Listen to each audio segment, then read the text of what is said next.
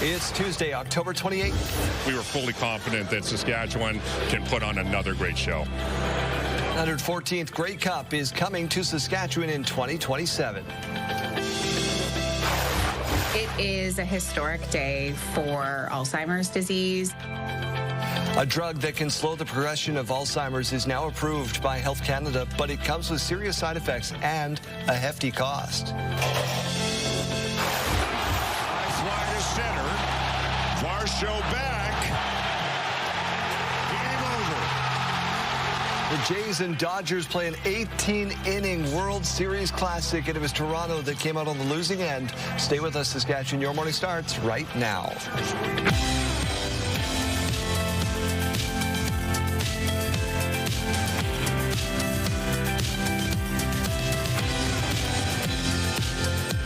Welcome to Your Morning Saskatchewan. I'm Daryl. And I'm Kayleen Swatsky. Good morning. We hope your day is off to a great start. How many people are tired this morning? 18 innings. I think that thing went well after midnight. Oh, I went to sleep. I was not finishing that game. I had it on the radio and laying there in bed, and I'm like, oh, this thing's still on. Yeah, it was a long one. Oh, my goodness. Baseball playing weather today? Well, right around the seasonal average, so not bad. Saskatoon could be seeing some more light flurries this morning, but the afternoon, just clouds. Enjoy that. Let's get on to news. And we start with some sports news in effect. The 114th Grey Cup will be played in Saskatchewan. It'll be a new game by 2027 with a shorter field, the 100-yard field, and posts moved to the back of the end zone. Donovan Mace reports. The Canadian Football League is bringing the Grey Cup game back to Rider Nation. The 114th Grey Cup has been awarded to the great province of Saskatchewan. Regina and the province will be the nation's host for the 2027 championship. It's going to be such a celebration in 2027. We know that the province of Saskatchewan, the city of Regina, and the Saskatchewan Roughriders can put on a show, and we're looking forward to that. It is the 5th time the Riders will host the Grey Cup, doing so in 1995. 2003, 2013 when the Riders won it all, and most recently in 2022. We talked about it actually, when we were ready to bid, and you do have to look at that organizationally.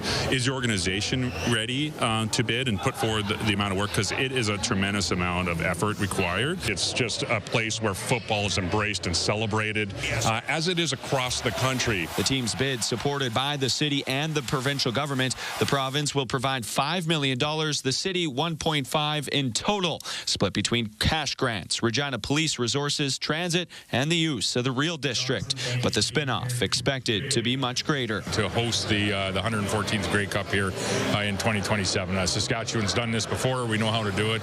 The volunteers certainly will come out, as will the fans. It's really showcasing the businesses and the facilities that we have. So I think we're well on track, and I think as long as we stick to the plan of investing in our infrastructure, we'll be in great shape to showcase our city in 2027. Now, according to an economic impact study conducted by the Riders after the 2022 Grey Cup, that festival generated more than $25 million in economic activity in the province, with 210,000 fans attending at least one event over the course of the week. Donovan May, CTV News, Regina. Prime Minister Mark Carney is in Singapore, his second stop on a 3-country visit to southern Asia. Carney started his visit with a stop at an innovation center at the port of Singapore. The Prime Minister has made expanding trade with the region a key plank of his economic strategy. He's also expected to meet with the Prime Minister of Singapore and other business leaders. Up next, the Prime Minister will travel to South Korea to attend the Asia-Pacific Economic Cooperation meeting. Catastrophic and life-threatening Hurricane Melissa is now bearing down on Jamaica, and it's being called the strongest storm on Earth this year. The storm's so intense, hurricane hunters flying into the eye of the storm had to turn back. Lionel Moyce reports. Jamaica is bracing for the most powerful storm on record to hit the island, up to 40 inches of rain, more than 13 feet of storm surge. Melissa approaching as a Category 5 hurricane overnight, with winds up to 175 miles per hour. Sparks flying as winds damage trees and power lines. This video from Air Force hurricane hunters shows inside the eye of Melissa, the eye wall nearly vertical. The flight forced to turn back after hitting severe turbulence. A Miami-based hurricane researcher researcher calling it the most turbulent he's ever seen. They had to go back for inspections to make sure the aircraft is okay. That is really kind of a haunting report. Local officials telling people in low-lying areas last night to get out now. ABC's Ika Jachi is in Kingston. People here in Jamaica are stocking up on water, stocking up on non-perishable foods, and moving to higher elevations, all while making sure the vulnerable population has everything they need. The United Cajun Navy, formed after Hurricane Katrina, ready to assist. We have folks on the ground waiting to take assessments, let us know what the needs are. Aid groups from the U.S. already in Jamaica say they're planning for long-term airport closures. Tourists are stranded, forced to ride out the storm and foot the bill. Nearly 30 people from a wedding, including the bride and groom, now sharing an Airbnb after their resort said it would charge up to $200 extra per night to extend their stay. We're all here together, hunkering down. We just cleaned up and moved all patio furniture out of the way, put everything up there where we could. We're going to tape the windows. And a couple from Arkansas celebrating their anniversary, now stranded. We have 2 kids back home, so they were expecting their parents back on Sunday night. Melissa is making landfall later this morning, and the big concern is flooding, landslides, and those catastrophic winds. Cuba will be next. The U.S. Navy already evacuating non-essential personnel from Guantanamo Bay. Lionel Moise, ABC News, New York. Jeremy Dodge is with. How long did you make it in that Blue Jays game last night? I know you're a fan. I tapped out at 9:45 as the Yankees were coming to bat in the bottom, or the Dodgers, Yankees, the Dodgers were coming to back in the, yes, I'm a true fan, bottom of the 9th. I thought, okay, I can wake up in the morning and see how this goes, and thank goodness, because I was not going till almost Producer Nathan's telling me that it went ties for the longest World Series game, 2018, went 18 between the Dodgers and Red Sox. I remember that one because I'm a Sox fan. You want to talk about a trial in Saskatoon? Yeah, Daryl, this is Saskatoon murder trial, and it is entering its 2nd week. 28-year-old Andrew Rosenfeld, accused of killing his 20-year-old girlfriend, Nikera Brown. She was found dead, shot on November 15th, 2022, inside the home they shared on Avenue P South. So far, the court has heard from responding officers, a close friend of Brown's, and the forensic pathologist who performed the autopsy. Yesterday, the police officer who found the gun took the stand. He testified he found it inside the apartment, tucked under the box spring of the couple's bed. The NDP is raising concerns about the number of encampments in Saskatoon, and it is calling on the province to address homelessness. The Saskatoon Fire Department says encampments have been reported in every neighborhood in the city. That data shows more than 1,200 encampments have been reported as of September 1st, and more than 350 have been cleared, while all of last year, crews cleared 218. To help address homelessness, the NDP says the provincial government should change how Saskatchewan income support's delivered so that landlords get paid instead of recipients, repair vacant social housing units, and establish rent control. So the government needs to really take leadership over this issue, stop downloading responsibility onto the municipalities, and come up with a comprehensive plan that will get people housed across our province. The provincial government says it has made significant investments to address homelessness, saying it has created more than 100 supportive housing spaces and enhanced emergency shelters and 30 complex needs shelters. It also says there's direct pay of income support for clients who need it. All right, Daryl, the First Nations health ombudsperson is out with her inaugural report. It aims to shed light and help end healthcare disparities for First Nations people. Jeremy, Diane LaFawn's office has received roughly 500 complaints just over 2 years after being created, and the data shows a variety of complaints ranging from emergency room or hospital stays to pharmacies and long-term care facilities. LaFawn says the First Nations people she's hearing from haven't felt safe returning back to a hospital or area where they feel they may have been mistreated, and until her office was created, they didn't know where to go to file a complaint. Voices that have been silent, First Nations need to be included in a lot of the decision-making and policies that are created within these systems, because a lot of times they're not working for us. LaFont says 64% of cases and complaints come from the Saskatchewan Health Authority services. The Toronto Blue Jays fell to the LA Dodgers 6-5 in a marathon game that lasted 18 innings. High fly to center. Varsho back. Game over. Freddie Freeman hit a lead or walk-off home run in the bottom of the 18th to give the Dodgers a victory and a 2-1 series lead in the Fall Classic. Both teams burned through a number of pitchers and emptied their benches. It also came on a night when the Dodgers slugger Shohei Ohtani delivered a remarkable postseason performance with 2 homers and 2 doubles. And in case you're wondering, that ties the record for the longest World Series game. As we mentioned, producer Nathan came up with that. 2018 Dodgers-Red Sox also went 18. Let's get over to the Weather Center. Kayleen Sawatsky joining us for a first look at our forecast. Yeah, good morning. Well, today we're not seeing temperatures quite as warm as what we saw in the past couple days. They are going down, but no worries. They're still right around the seasonal average here. We are also seeing some precipitation today, but more on the way for tomorrow. -5 to wake us up in Regina. We have some winds coming in at 15 kilometers per hour. 2 degrees to wake us up in Saskatoon. We are seeing some cloud cover there and 26 kilometer per hour winds to start the day. Now here's a look at the radar and satellite. We do see some precipitation that made its way in overnight, impacting areas right around Saskatoon during the very early morning. So if there is any of that precipitation on the roads this morning, make sure that you're driving slow, keeping everybody safe. We have some more precipitation on the way for some parts of the province today, but mainly way up north. As you can see, we do have about a 30% chance that Saskatoon could still see just a little bit more of those flurries into the next couple hours here. But then into the afternoon, we're mainly just talking about those clouds, as you can see, really concentrating in areas just north of Regina there. Regina going to be seeing just a little bit more of that sunshine this afternoon than some parts of the central zones. And then as we look forward to Wednesday, we're talking about some more precipitation making its way in. Some snow way up north, mainly focusing in areas north of Prince Albert there, and then some rain in areas to the south there. Saskatoon and Regina likely to be impacted tomorrow. Saskatoon, though, could be impacted a little bit more into those evening hours. And then some more clouds on the way for Thursday, but by the mid-afternoon, we're mainly seeing that precipitation in areas northeast of Prince Albert there. Current temperatures now showing that Prince Albert is at 1 degree, 1 degree in Nipawin, -1 in Hudson Bay to wake us up, 3 degrees in Moose Jaw and 2 degrees in Assiniboia right now. Later on this afternoon, we are going to be seeing some winds, and you can see that icon in areas around Swift Current and Moose Jaw there, but also some areas around Saskatoon and Yorkton could be seeing winds up to about 45 kilometers per hour this afternoon. In terms of those temperatures, though, we see some of those fluctuating. So Weyburn now expecting about 10 degrees this afternoon, Yorkton up to about 7, Prince Albert up to 4 degrees with that cloud cover.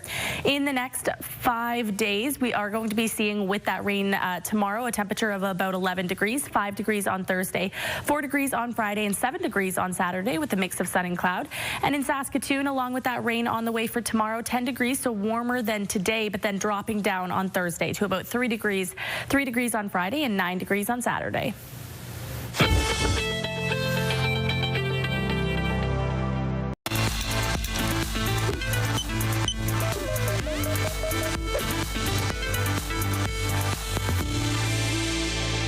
After 2.5 years, Health Canada has approved lecanemab, an intravenous drug that studies have shown can slow the progression of Alzheimer's in patients in the early stages of the disease. John Dalrymple Fraser was diagnosed with Alzheimer's about 5 years ago, the same disease that both his mom and his dad also had. Thinking of my own family, I don't want to forget their names. I want to remember them. So getting diagnosed early gives me a chance. Lecanemab's approval marks the first time a drug that targets the root causes of Alzheimer's will be available in Canada. The current therapies only treat symptoms and were approved more than 2 decades ago. While lecanemab will not cure Alzheimer's, doctors say it helps buy time by slowing cognitive decline and extending independence, and offers hope to families. is when independence becomes interrupted and patients require family members, people around them to start stepping in, that the impact of this disease really becomes felt on communities, on families, on the Canadian healthcare system. Lecanemab is not without risk. It can have serious side effects, including swelling and bleeding of the brain and death. Once available here, not every Canadian will be eligible. Only those in the early stages of the disease will qualify. Patients will also be genetically screened, as side effects are more likely in people with certain genes. Another major issue with this drug is cost. A Canadian price tag has not been set, but in the United States, it costs roughly $26,000 US. It's also not clear whether provincial health plans will cover it. Heather Wright, CTV News, Toronto. Health Report, brought to you in part by Saskatchewan Blue Cross, protecting your health since 1946.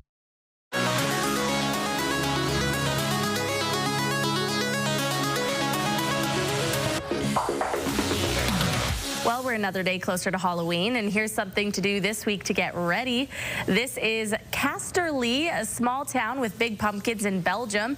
People there took part in an annual event, paddling their gourds around a pond organized by a local kayaking club and pumpkin growers. So it's a perfect event to celebrate both squashes and water sports. Last week, we had a similar type story, and I said I was adding this to my bucket list. I actually went and Googled, can you find these kinds of pumpkins anywhere near us? The answer is no. You have to very much order them well in advance. Oh, I can see Jeremy paddling down the South Saskatchewan in one of these.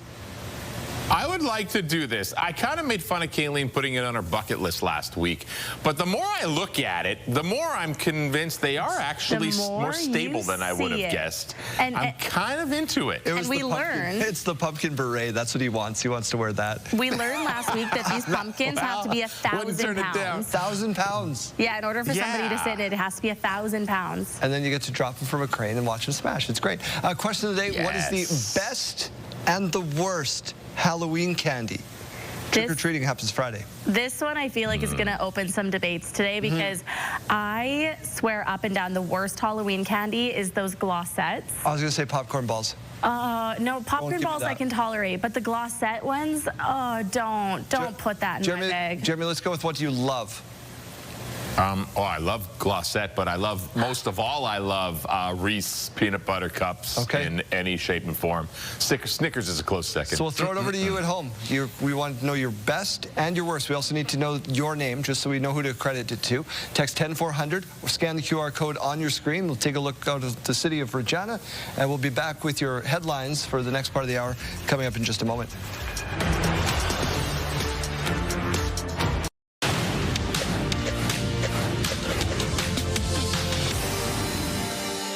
Canadian uranium producer Cameco and Brookfield Asset Management stand to benefit from an $80 billion deal between the U.S. government and Westinghouse to build nuclear reactors. Cameco is a major owner of Westinghouse, and this will strengthen its position as a key supplier as the North American nuclear industry powers back up. Amazon says it is cutting 14,000 jobs in a major restructuring of its corporate workforce. That number, though, could grow to 30,000. The company says it is further reducing bureaucracy and shifting resources to areas that best serve the customer. Amazon employs 1.55 million people around the globe, but again, that number may be shrinking as AI use grows. Ottawa is moving to ban non-compete agreements at federally regulated workplaces, including banks. The federal government says this will boost labor mobility and give workers the freedom to move to better-paying jobs or start their own businesses. Ontario banned most non-competes in 2021. The U.S. government tried to do the same in 2024, but a court ruled against it. Those are your morning business headlines. For BNN Bloomberg, I'm Roger Peterson. All right, let's head out and visit Mike Siona now, who is putting the finishing touches on his Halloween preparations this morning.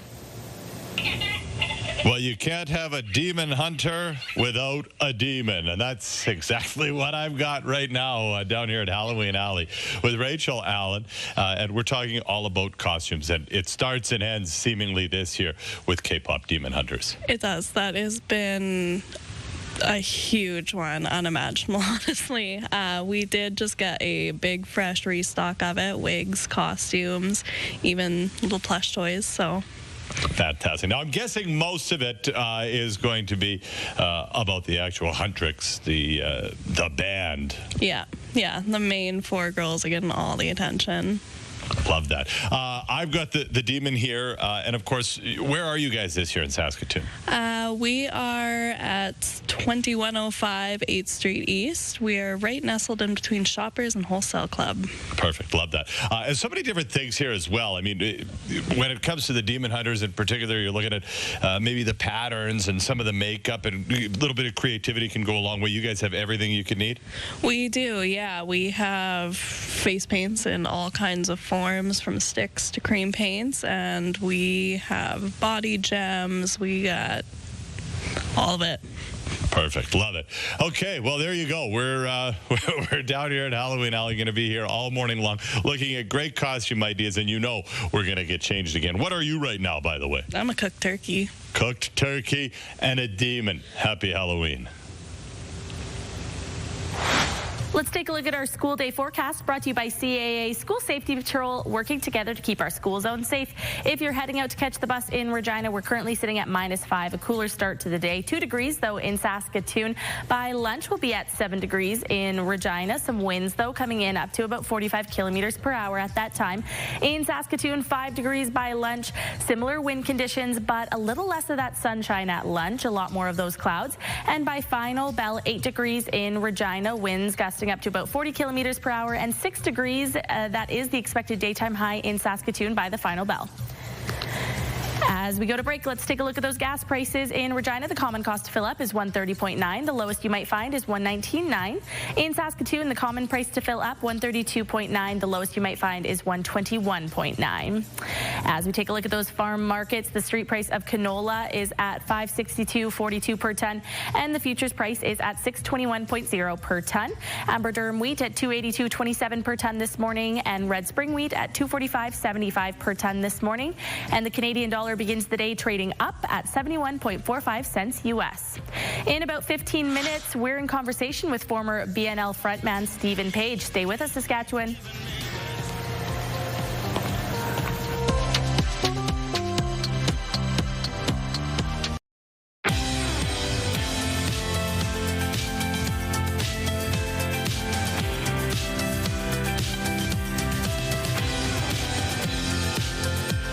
Welcome to Your Morning Saskatchewan. It's 6:31. Our premier is apologizing to residents of Denair Beach for not visiting sooner after it was ravaged by wildfire. Mr. Speaker, there's a period of time when there should have been a leader of this province in the community of Denair Beach to provide the support,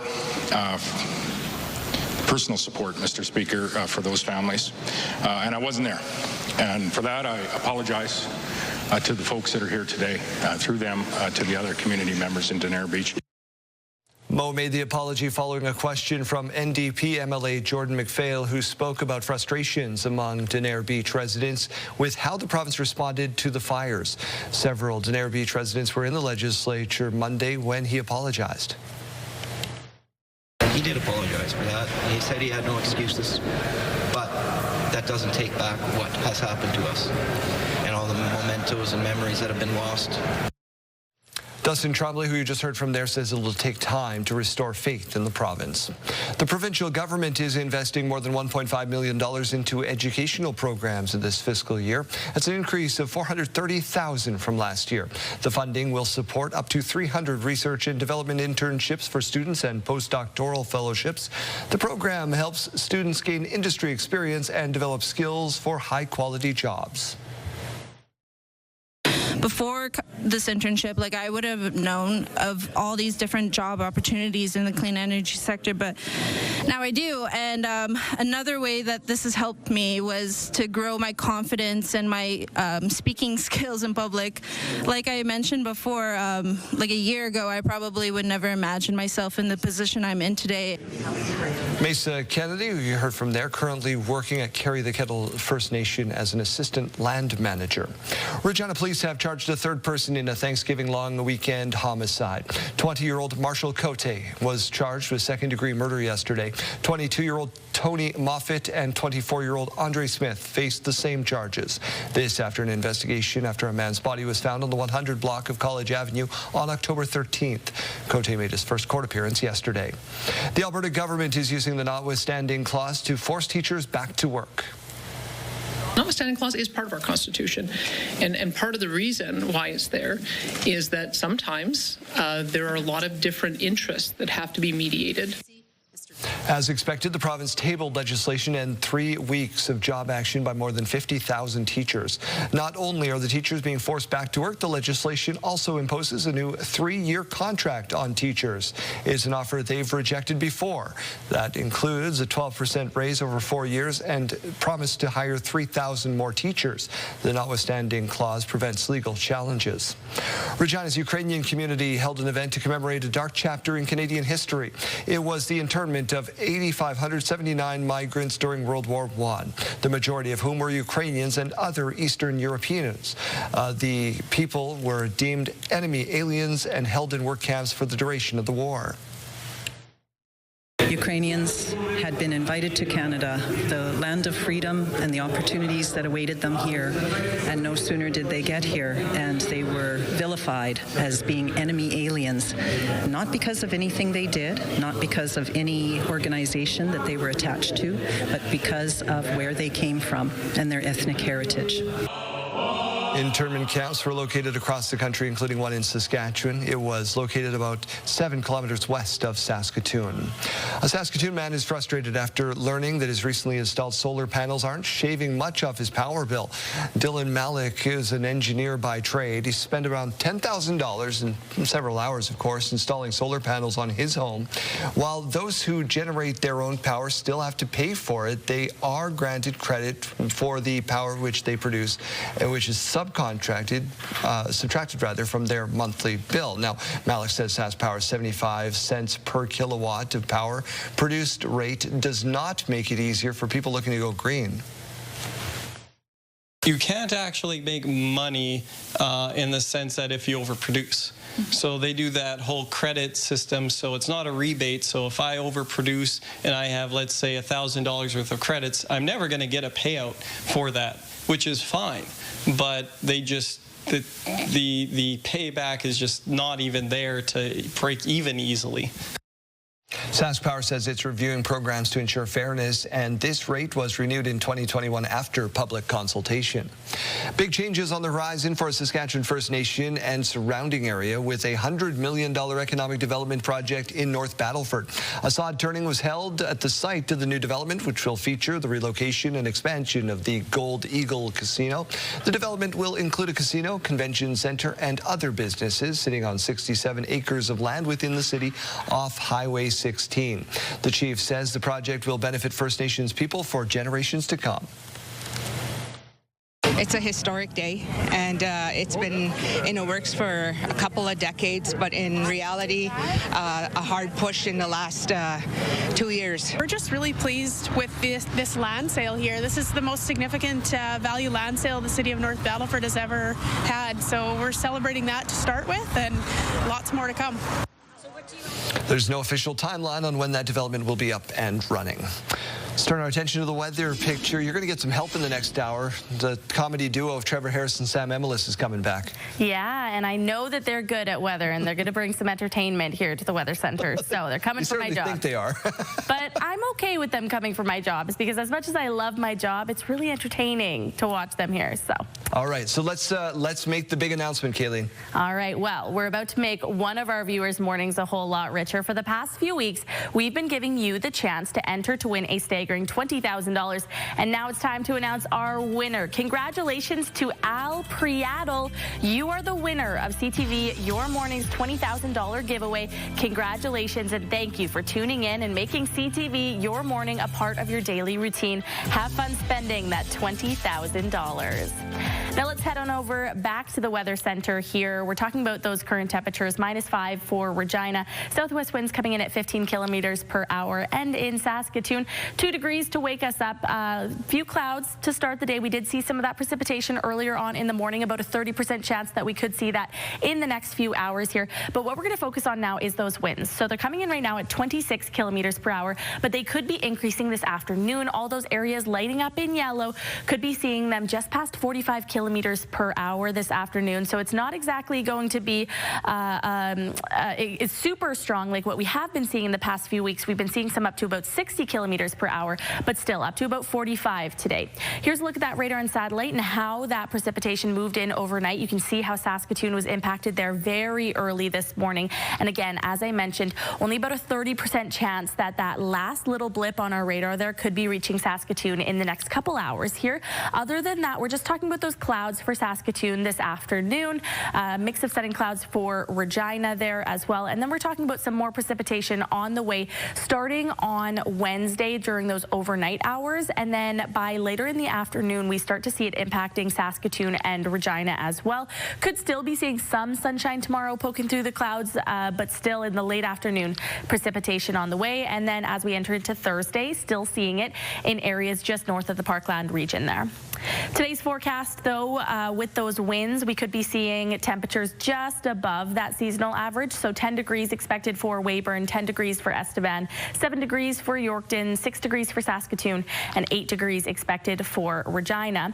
Now, as we go forward and look at that 7-day forecast, well, tomorrow with that rain expected, 11 degrees. So we are going to be getting just a little bit warmer. 5 degrees on Thursday, and we're expecting those winds to be returning. 4 degrees on Friday, and then 7 degrees for Saturday, 9 degrees for Sunday. No precipitation expected on the weekend, so it will be a fairly nice autumn day. Today, as we mentioned, 6 degrees with that mix of sun and cloud. 10 degrees tomorrow, 3 degrees for Saskatoon on Thursday, 3 degrees on Friday, and then looking forward to the weekend, we see things go right back up. So about 9 degrees with that mix of sun and cloud on Saturday, 9 degrees on Sunday, and about 6 degrees with that mix of sun and cloud expected to start your next work week.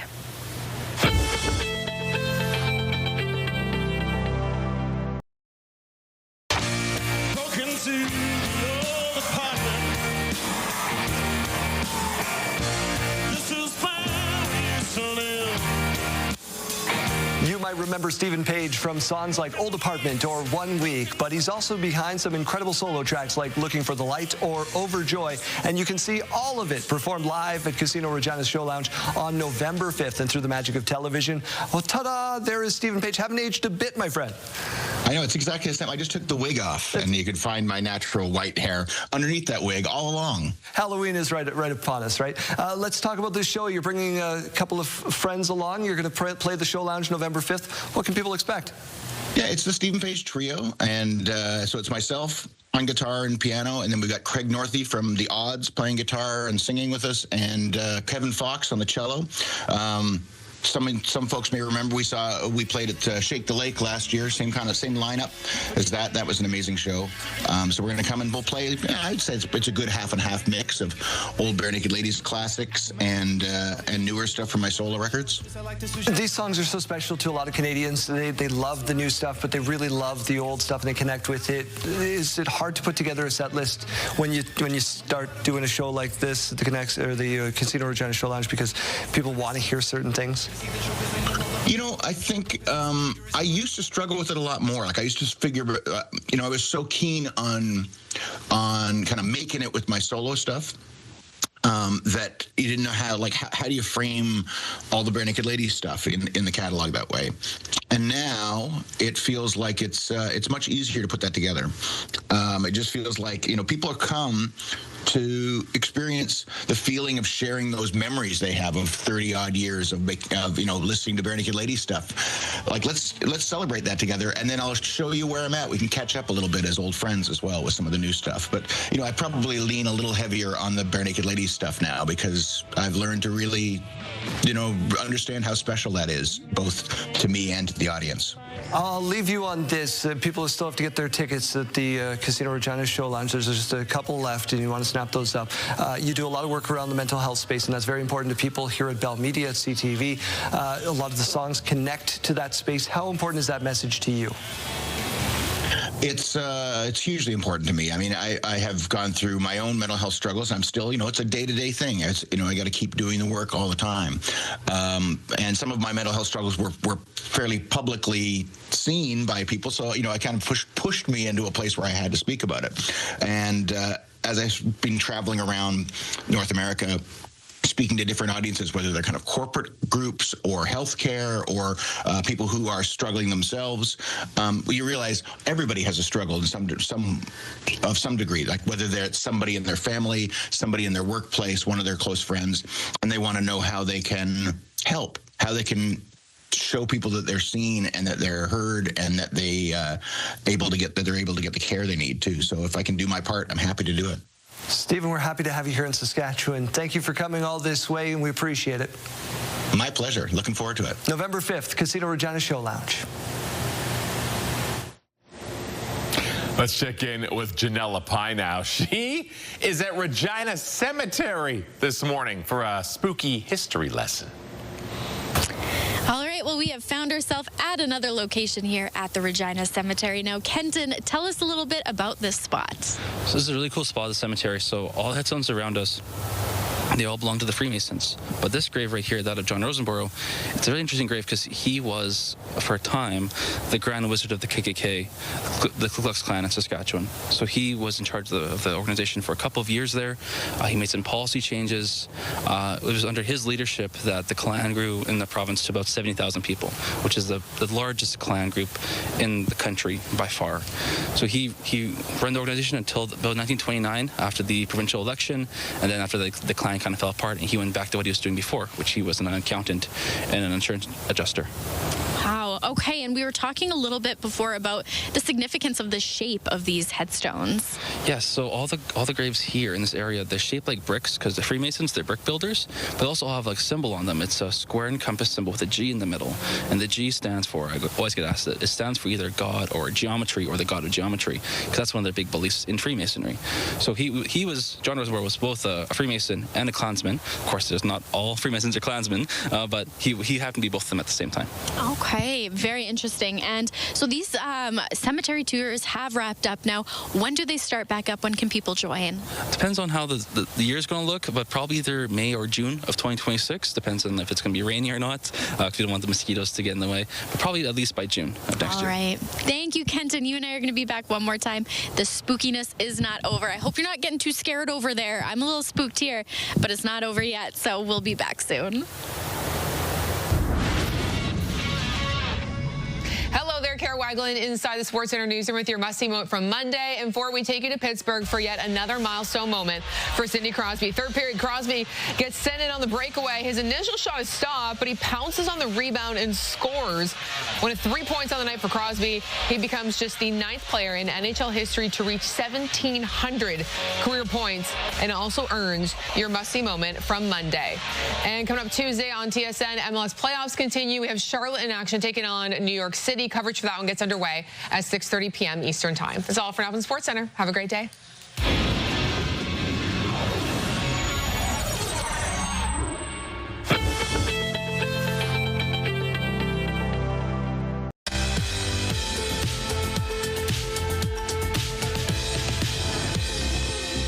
It's October 28th, and we have these milestones to share with you. A big happy birthday going out to Charlene today on her 70th birthday. Have a wonderful day with love from all your friends and neighbors. Happy birthday wishes also going out to Clem. He's got a whole lot of love coming his way for his special day from his mom, dad, and the rest of his family. Happy birthday. Also celebrating a birthday today is Lynn. We got a message in our inbox for her which read, happy birthday to the most amazing wife and mom. We hope you have an incredible day with love from your whole family. Happy birthday to Cool Cam, marking his 15th birthday. Your mom, dad, Cabry, Carson, and Coden all sending you a lot of love today. Enjoy. And finally, happy anniversary wishes going out to Ed and Evelyn Schultz of Saskatoon. They're celebrating 70 years of marriage today. Wow. Congratulations, you two. Enjoy your day filled with all the love in the world. If you have anything that you would like to celebrate, send us your milestones to Your Morning Saskatchewan at ctv.ca. You can also scan that QR code on your screen right now, but make sure you send those in one day in advance. How's Grandma out in Churchbridge, Chase? Probably sleeping at this point still, so like better than everyone else that is awake and watched the entire Blue Jays game yesterday. Right? Everybody's exhausted. My goodness. What's going on the radio? We're the Walking Dead. We're slugging back more coffee today, and also I want to get it out there. Boots on the beach. We are head off to Mazaland end of January. Dean Brody part of that trip as well.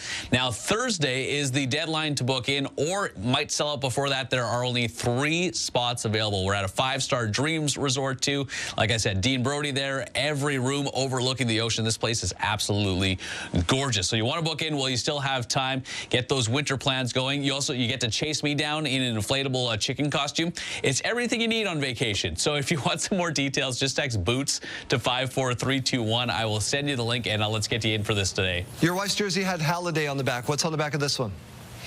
I got Donaldson, the bringer of rain. Right. Yep. The classic. You need the same haircut. You need the mohawk. Chase, thanks to this. The mohawk, maybe next time. Give me an hour here, see what I can do.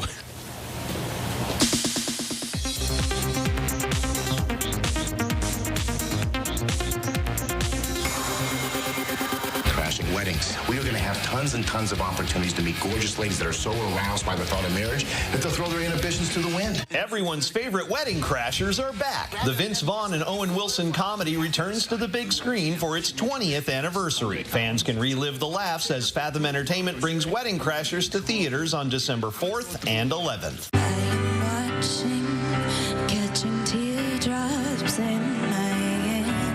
Demi Lovato hits the road. The singer announced her It's Not That Deep North American tour. Lovato will hit 23 cities to support her latest album of the same name. The tour kicks off April 2026 in Charlotte, North Carolina. People can do terrible things in moments of frustration. 4 expectant moms put their friendships on the line for the sake of their families in Little Disasters. Diane Kruger stars in the limited series, which premieres December 11th on Paramount+.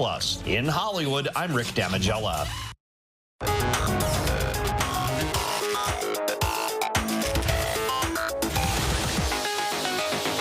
Time for Sidebar. Jeremy, lead us off. All right, Halloween, Friday. And this dad took matters into his own hands after visiting a Spirit of Halloween store, to the amusement of his whole family and the internet.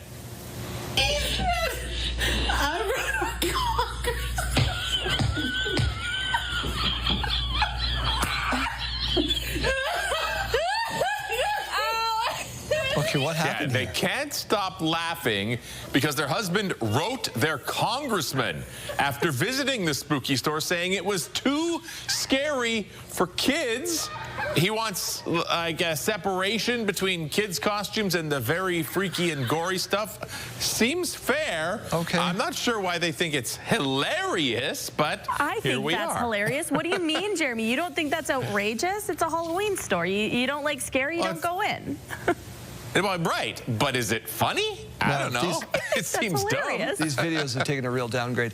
Now to a family whose game show experience has come full circle.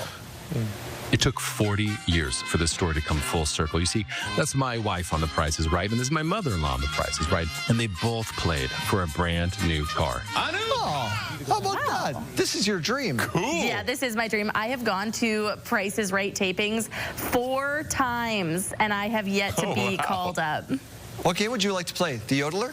The Yodeler or Plinko. Plinko. Everybody wants to play Plinko. Those are the ones. You know what everybody wants? They want Sam Emelis and Trevor Harris to deliver the forecast. They're going to do that in the next hour. Stay with us.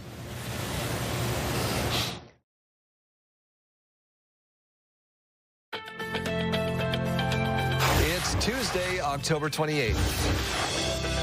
The 114th Grey Cup, to be played in 2027, has been awarded to the great province of Saskatchewan and the Saskatchewan Roughriders.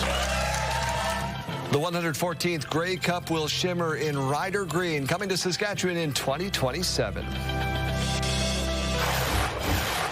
Voices that have been silent, First Nations, need to be included in a lot of the decision-making and policies that are created within these systems. The First Nations Health Ombudsman has come out with her inaugural report aiming to shed a light and help end healthcare disparities for First Nations people. How's he hanging in there? He's doing good. He's tired, but he's excited. Jays fans at watch parties at the Dome didn't realize they signed up for a sleepover. 18 innings. The highlights coming up. Stay with us, Saskatchewan. Your morning starts right now.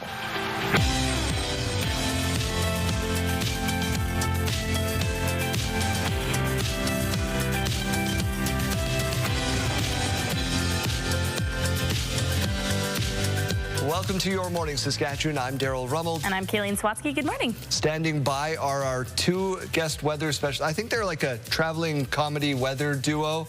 Take a look at what happened last time. At 6 p.m. it might get a little snow. Is that what it says? No. If you see blue up there, that means snow. You see the green. As a quarterback, we check the weather quite a bit, okay? As you can see, up in Harris and Sam Emelis are here to try to deliver a forecast. They're going to have your school day, your rural forecast coming up. I apologize. The only clip I could find was from Instagram. I don't know where it lives on our website, but there it is.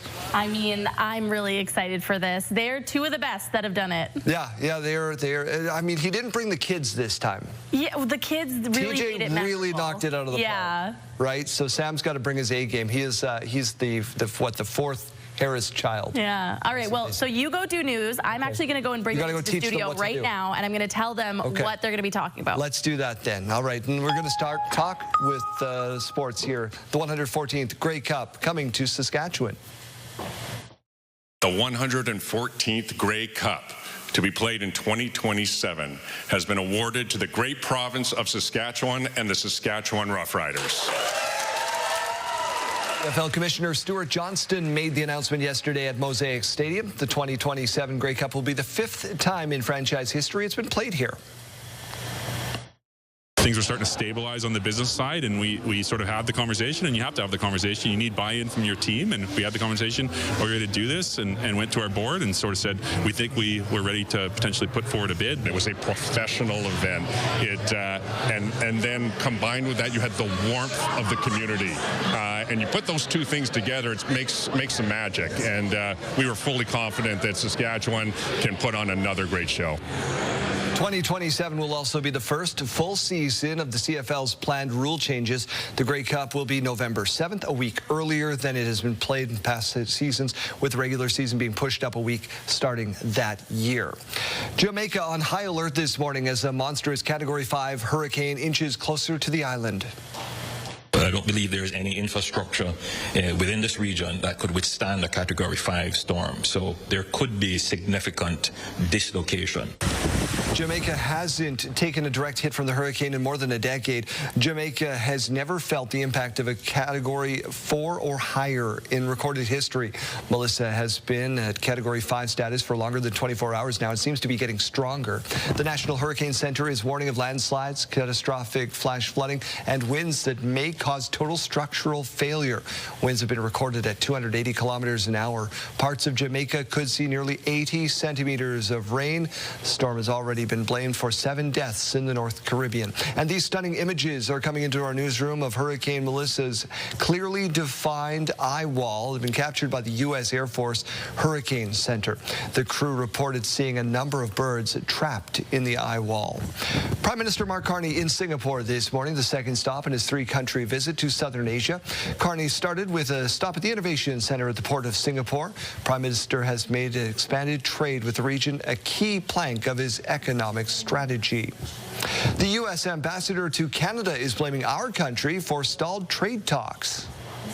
Canada burnt the bridges with America. Donald Trump did not slam the door. Canada slammed that door shut all by itself. Ambassador Pete Hoekstra did say last week there was a good chance sectoral deals could have been reached by the U.S. by Thanksgiving in November here. Prime Minister Mark Carney also said talks were making progress, but anti-tariff ads from Ontario angered the U.S. president. Ambassador Hoekstra says a deal with the U.S. and Canada is unlikely before the new year. He's not even sure when the two sides will be back at the table. Ontario did pull its ads as of yesterday, but British Columbia Premier David Eby says his government is going ahead with planned ads to air anti-tariffs aimed at the American public, in spite of the decision by the president to call off trade talks with Canada over a similar ad by Ontario. BC announced the ad last week, saying that they were aimed at defending the province and Canada against the threat of U.S. tariffs on softwood lumber. Currently, tariffs on Canadian softwood rose up 45% after Trump tacked on an additional 10% tariff on Canadian lumber in response to Ontario's ad. A Saskatoon murder trial continues. Jeremy Dodge is following that for us. What are we learning? Daryl, 28-year-old Andrew Rosenfeld, accused of killing his 20-year-old girlfriend, Nikera Brown. She was found dead November 15th, 2022, inside the home they shared on Avenue P South. Now, so far, the court has heard from responding officers, a close friend of Brown's, and the forensic pathologist who performed the autopsy. Yesterday, the police officer who found the gun took the stand. He testified he found it inside the apartment, tucked under the box spring of the couple's bed. The NDP is raising concerns about the number of encampments in Saskatoon and is calling on the province to address homelessness.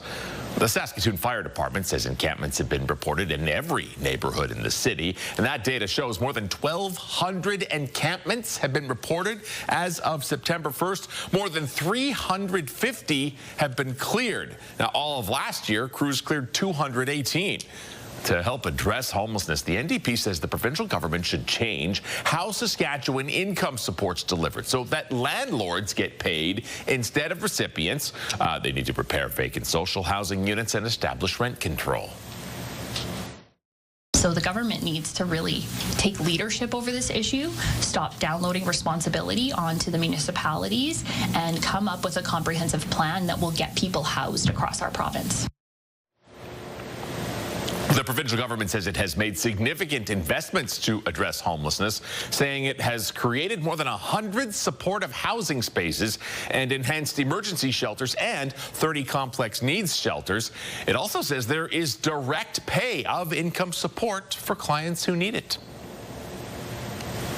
All right, Daryl, how are First Nations people treated in the healthcare system? That is in the spotlight today. Yeah, we sent Keenan Sorokon to outline a new report of complaints over the last 2 years, resolutions and recommendations made. The First Nations Health Ombudsperson is out with her inaugural report, aiming to shed a light and help end healthcare disparities facing First Nations people. We're here for you, and we're working hard to elevate your voices in those spaces that have been silenced for far too long. Diane Lafon's office has received roughly 500 complaints, a little more than 2 years after being created. And the data compiled shows a variety of complaints ranging from care treatment at emergency rooms or hospitals to pharmacies, ambulances, and long-term care homes. And the data is beginning to reveal hotspots that need a closer look. There's many First Nations around Shellbrook. They built that beautiful new hospital, yet people go there and the doors are closed. Lafon says First Nations people don't trust or maybe don't feel safe returning to a hospital or area where they were mistreated. Now they have a place that can work on their behalf to elevate a complaint. A trend Lafon's office is noticing is increased use of non-disclosure agreements, which can limit the scope of their investigations. It silences the victim. And I say victims because they are victims, are people who are being mistreated. Lafon says her office has established a working relationship with the Saskatchewan Health Authority, who has referred some cases to her.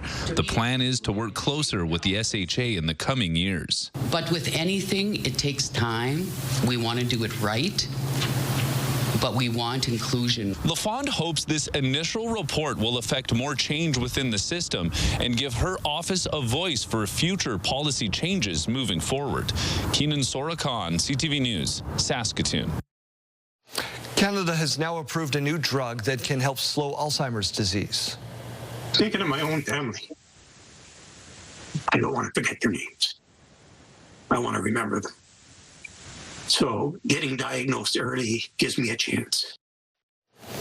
The drug, which is called lecanemab, which was just approved for use by Health Canada, marking the first time a drug that targets the root causes of the disease will be available. It's not a cure for Alzheimer's, but doctors say it helps buy time by slowing cognitive decline. There are serious side effects, including swelling and bleeding of the brain or death, but it is also expensive.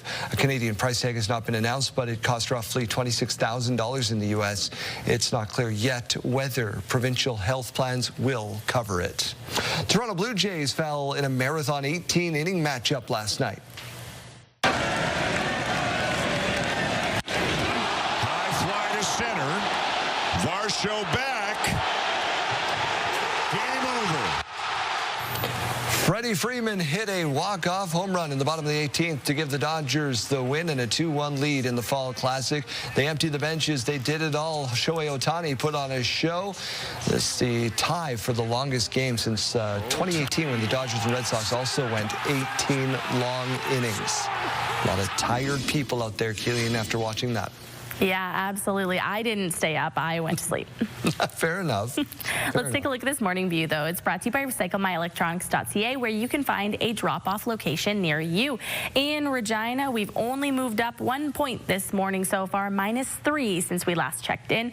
Some southwest winds currently coming in at 11 kilometers per hour. A bit windier up in Saskatoon this morning, but also a bit warmer, sitting at 2 degrees right now to start the day. A few clouds also there as well. Now, the radar and satellite showing that Saskatoon did see some of that precipitation earlier on this morning throughout those overnight hours. About a 30% chance that we could be seeing it in the next 2 hours or so here. Other than that, we're just really going to be seeing mainly some of those clouds for the afternoon in Saskatoon. Some areas surrounding, though, could be seeing just a little bit of those flurries into the later parts of the morning before that pushes away from the central zone, and then mainly concentrating way up north as well as those clouds. Then we're looking forward to Wednesday. Overnight is when it's going to start some more of that rain and mixed precipitation making its way in through the province. Saskatoon and Regina likely to be seeing some of that precipitation tomorrow afternoon, probably later in the afternoon is what we're currently seeing on our radar. And then as we look forward to those overnight hours and into Thursday morning, we see it mainly right around that eastern border of Saskatchewan along with Manitoba there. Current temperatures now showing Spiritwood at 1 degree, Prince Albert at 1 degree to start the day, -1 in Hudson Bay, -1 in Yorkton, 3 degrees to start the day in Moose Jaw, and -7, so a cool start to the day in East End. As I mentioned, we are going to be talking about those winds today. Many places going to be gusting up to about 45 kilometers per hour. Swift current with that wind up to about 7 degrees today, 9 degrees in Moose Jaw, 10 degrees in Estevan, and 7 degrees with that cloud cover in Yorkton today. The 5-day forecast showing that temperatures are going to be fluctuating quite a bit in Regina, so 8 degrees today is the high with that mix of sun and cloud. Tomorrow getting a little bit warmer, up to 11 degrees with that rain falling, 5 degrees with the winds increasing on Thursday, dropping down to 4 degrees on Friday with that cloud cover, and a mix of sun and cloud on Saturday with that high of 7 degrees. In Saskatoon, 6 degrees today will be the high with that mix of sun and cloud, with that rain on the way tomorrow, up to 10 degrees, and then dropping down to about 3 degrees below that average for this time of the year on Thursday with that mix of sun and cloud. Mix of sun and cloud carrying us into Friday as well, as we remain at that 3-degree mark in the afternoon, but then getting warmer for our weekend. Saturday and Sunday, we're expecting those highs of 9 degrees with that mix of sun and cloud.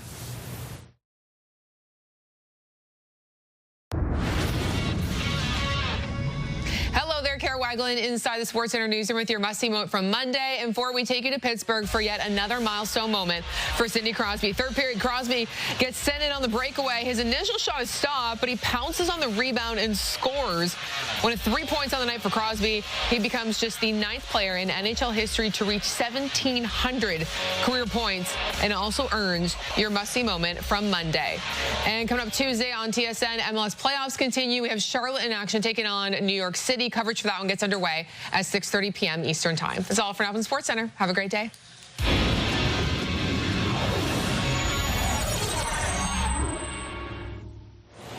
All right, if you haven't chosen your Halloween costume yet, don't worry. Mike Siona is standing by with some suggestions. Mike. Well, we are having an absolutely great time this morning down here at Halloween Alley, and we are playing dress up quite literally with Rachel Allen. I've gone with the half Grinch, and it's only because I couldn't find an extra large, which is fine. But we got halfway there, and that's really all of the fun of this is the shopping experience. It is. We try to keep a fun, light environment in here. You're in here to have fun, and honestly, so are we. I love that. No, it's not just costumes, though. I mean, we're looking kind of at the decor, the party favors and stuff. Talk us through some of the exciting stuff this year. Yeah. So inflatable decor has been a really big one in past years. So we got a whole bunch of those in. And aside from that, we have everything from little wall hangers to big yard decor. I love that. I'm looking at we got fog juice here for a fog machine, haunt blood, which is super cool. You can do a lot of creative stuff here. You absolutely can. I mean, it's a lot of blood. Almost too much, you might think. And then on this side, we've got, I mean, look at this. You can give yourself cuts and gashes and all of the kind of ghouly, gory stuff. You can. Makeup is honestly the best way to really take your costume to the next level. I absolutely love it. What do you got here? A giraffe? I'm a giraffe, you know. We do carry lots of cozy onesies. They're great for an easy throw-on warm costume, and even for the Christmas season to sit around on the couch. There you go. Well, we're halfway there already. I guess this segment was brought to you by the letter G. Giraffe and a Grinch. Get them at Halloween Alley.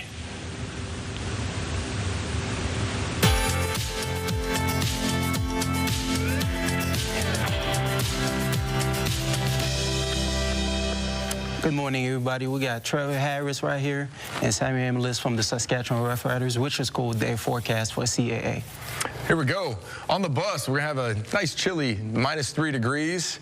A little windy here around lunch, 35 to 45. Don't take your homework outside. You might get your papers blown away. So go play. Go outside and play. What we got at the end of the day, Sam? At the final bell, we're going to have 8 degrees. And now for Saskatoon, on the bus, it's going to be 2 degrees. Lunchtime, 5 degrees with a little bit of wind, but y'all going to be fine. And the final bell, 6 degrees. 20 to 40 kilometers. Again, no homework after school either. Go play. Oh, okay. Around the country here, we got a little outlook around here. Oh, look at outlook for we got a little outlook for outlook. 8 degrees. And not too bad. Kind of sunny. A little cloudy up here, but maybe we'll get some sunlight. You don't know. Meadow Lake. Meadow Lake might be a little snowy, but they're gonna be just fine. Okay. Windy down south. We got Halloween coming up here, Sam. You know, it's all two skeletons this morning. They were looking to fight each other. They wouldn't fight each other, though. They you know should have. Why? They had no guts, man.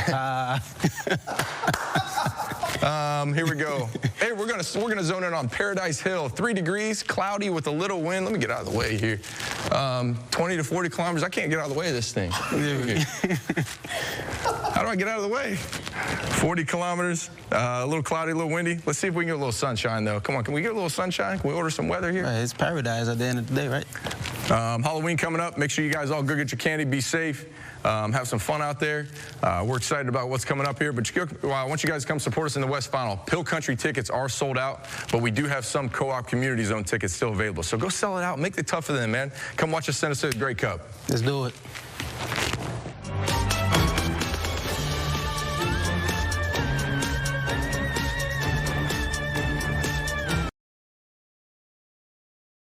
Studio consideration provided by Father's Furniture, specializing in quality Canadian-made furniture.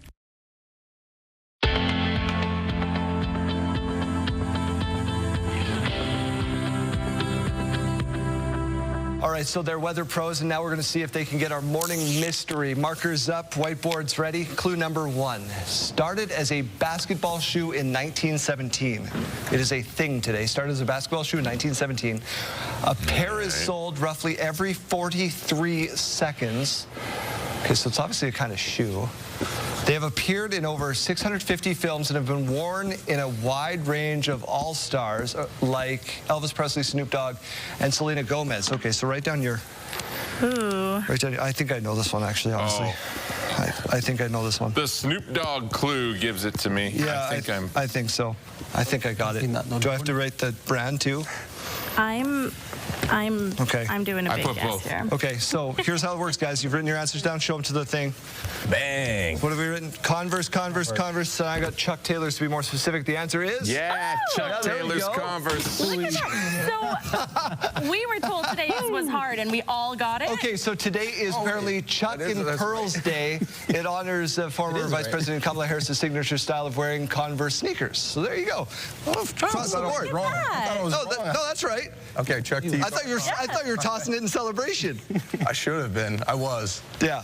Okay. Congratulations, guys. Thanks for coming in. Thanks for doing this. Are you excited? They said we weren't going to get today. Are you excited? I know. That's what they said. 4 for 4. Can we get a team cheer here? Okay, let's get it. There you go. Who said we weren't going to? Producer Nathan. Yeah, he always says that. Take that, Producer Nathan. He always says that. That's his thing. We have a question of the day that we ask as well. So we throw this out to our viewers, and we say, what is today? We said, what is the best and what is the worst Halloween candy to get when you're trick-or-treating? What's the best and what's the worst? I like all candy, but definitely the worst is corn, caramel. I said popcorn balls. I can't handle them. It's not a thing. Glossettes for me, the worst. But Reese's Peanut Butter Cups, Jeremy said that one was the best, and I agree. Yeah. Kim on our big board agreed. She said the best are those mini bars, but especially the Reese's Pieces. The worst candy corn. Agreeing with you, Sam, and those weird caramels, apparently, which I enjoyed, so I don't know. But can we all agree that black licorice is the worst? Yes, that is the worst. Pretty good. What are your kids going for as Halloween this year? You know, I don't know exactly because they were kind of debating it. They were going to be Happy Gilmore and his caddy. I don't know what exactly they're doing now. So. Oh, wow. Kids change their minds, right? What are you going to be? It goes Trevor Harris, probably. Maybe Freddy Krueger or something like this. Oh, yeah. Okay. It's a good one. Nice. All right. Well, you can answer a question today. All you got to do is scan the QR code on your screen or text your name and your answer to 10400. Keelan's got some gas and some dollar boards to do for you. That's right. So as we go to break, here's a look at those gas prices in Regina. The common cost to fill up is $130.9. The lowest you might find, $119.9. In Saskatoon, the common price this morning, $132.9. The lowest you might find, $121.9.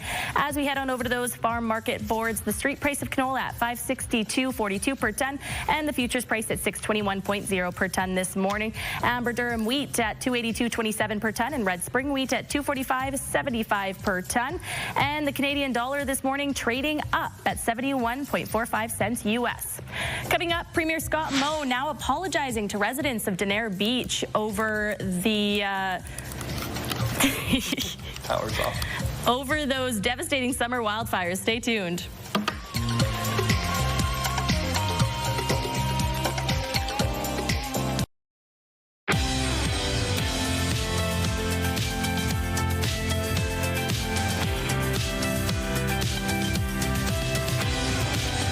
Welcome back to your morning time. Say it is 7:30. The Saskatchewan's premier apologizing to residents of Denair Beach for not visiting sooner after it was ravaged by wildfire. Mr. Speaker, there's a period of time when there should have been a leader of this province in the community of Denair Beach to provide the support, personal support, Mr. Speaker, for those families. And I wasn't there.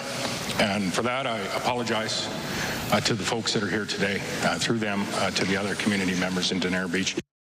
Moe made the apology following a question from NDP MLA Jordan McPhail, who spoke about frustrations among Denair Beach residents with how the province responded to the fires. Several residents were in the legislature Monday.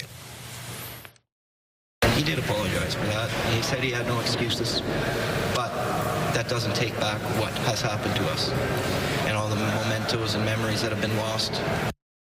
Dustin Tremblay says it will take time to restore faith in the province. Regina police have charged a third person in relation to the homicide over the Thanksgiving long weekend. It happened in the early morning hours of October 13th on the 100 block of College Avenue. Last week, 22-year-old Tony Moffat and 24-year-old Andre Smith were charged with second-degree murder. Now the same charges have been laid against 20-year-old Marshall Cote, who made his first court appearance yesterday.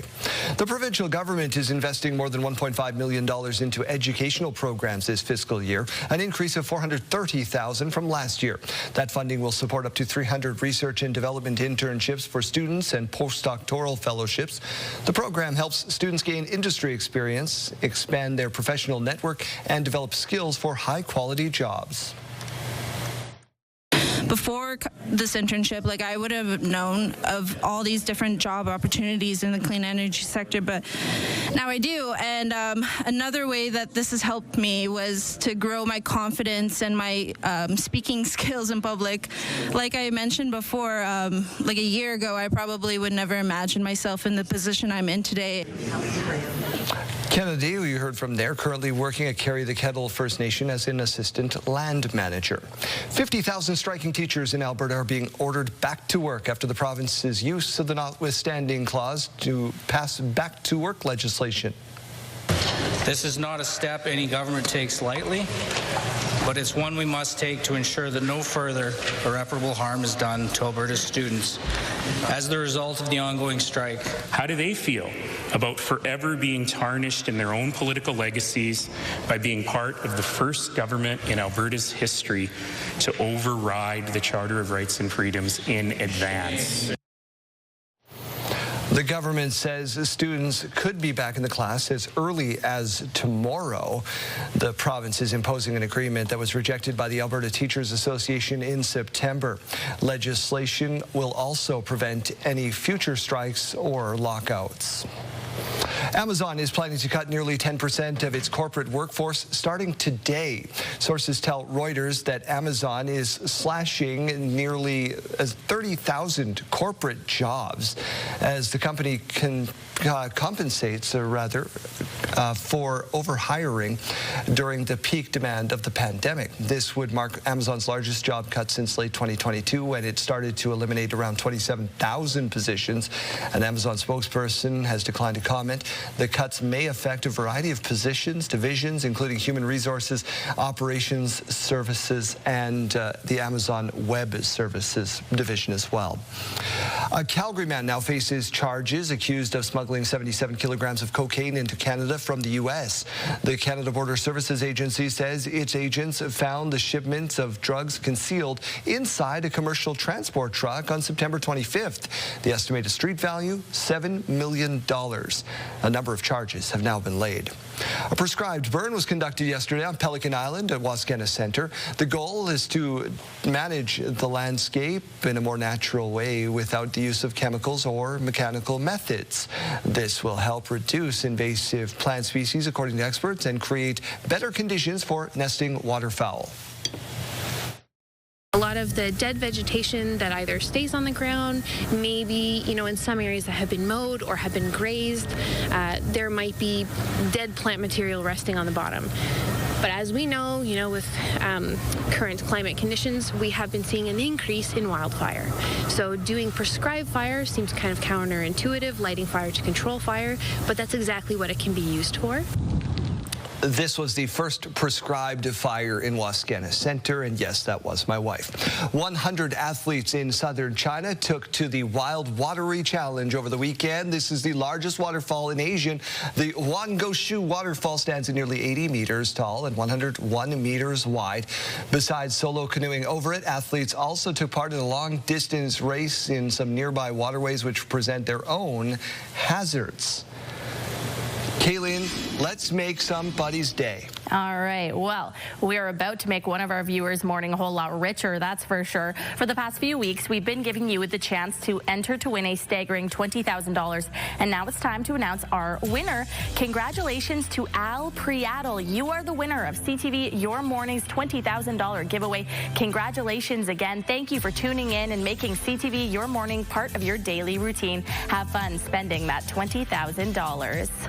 Now let's turn our attention back over to this weather picture here. Let's see if I can do it as well as the riders can. -3 right now to wake us up in Regina. The sun still not fully up quite yet. Winds not super strong in Regina, a little bit stronger up in Saskatoon though, where we're sitting at 2 degrees. And we are going to be seeing those winds increasing really across the province later on this afternoon, up to about 45 kilometers per hour in some places.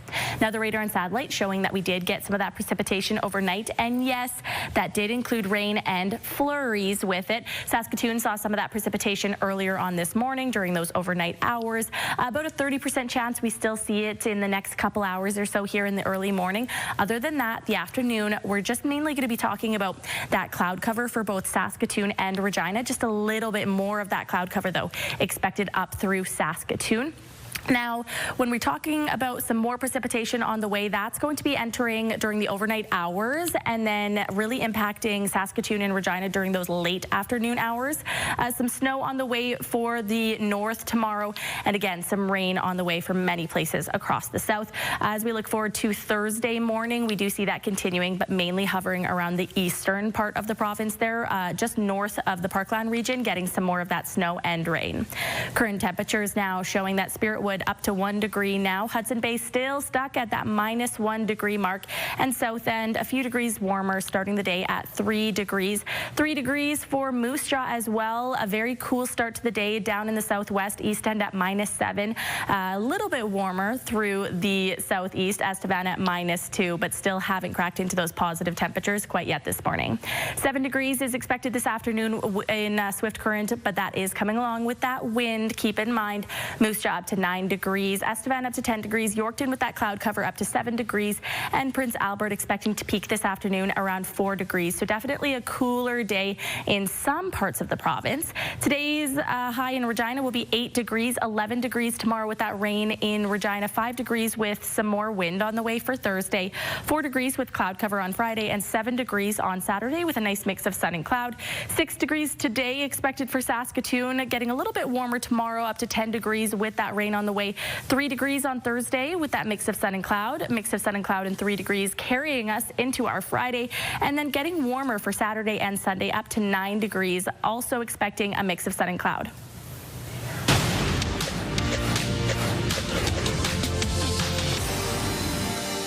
Canadian uranium producer Cameco and Brookfield Asset Management stand to benefit from an $80 billion deal between the U.S. government and Westinghouse to build nuclear reactors. Cameco is a major owner of Westinghouse, and this will strengthen its position as a key supplier as the North American nuclear industry powers back up. Amazon says it is cutting 14,000 jobs in a major restructuring of its corporate workforce. That number, though, could grow to 30,000. The company says it is further reducing bureaucracy and shifting resources to areas that best serve the customer. Amazon employs 1.55 million people around the globe, but again, that number may be shrinking as AI use grows. Ottawa is moving to ban non-compete agreements at federally regulated workplaces, including banks. The federal government says this will boost labor mobility and give workers the freedom to move to better-paying jobs or start their own businesses. Ontario banned most non-competes in 2021. The U.S. government tried to do the same in 2024, but a court ruled against it.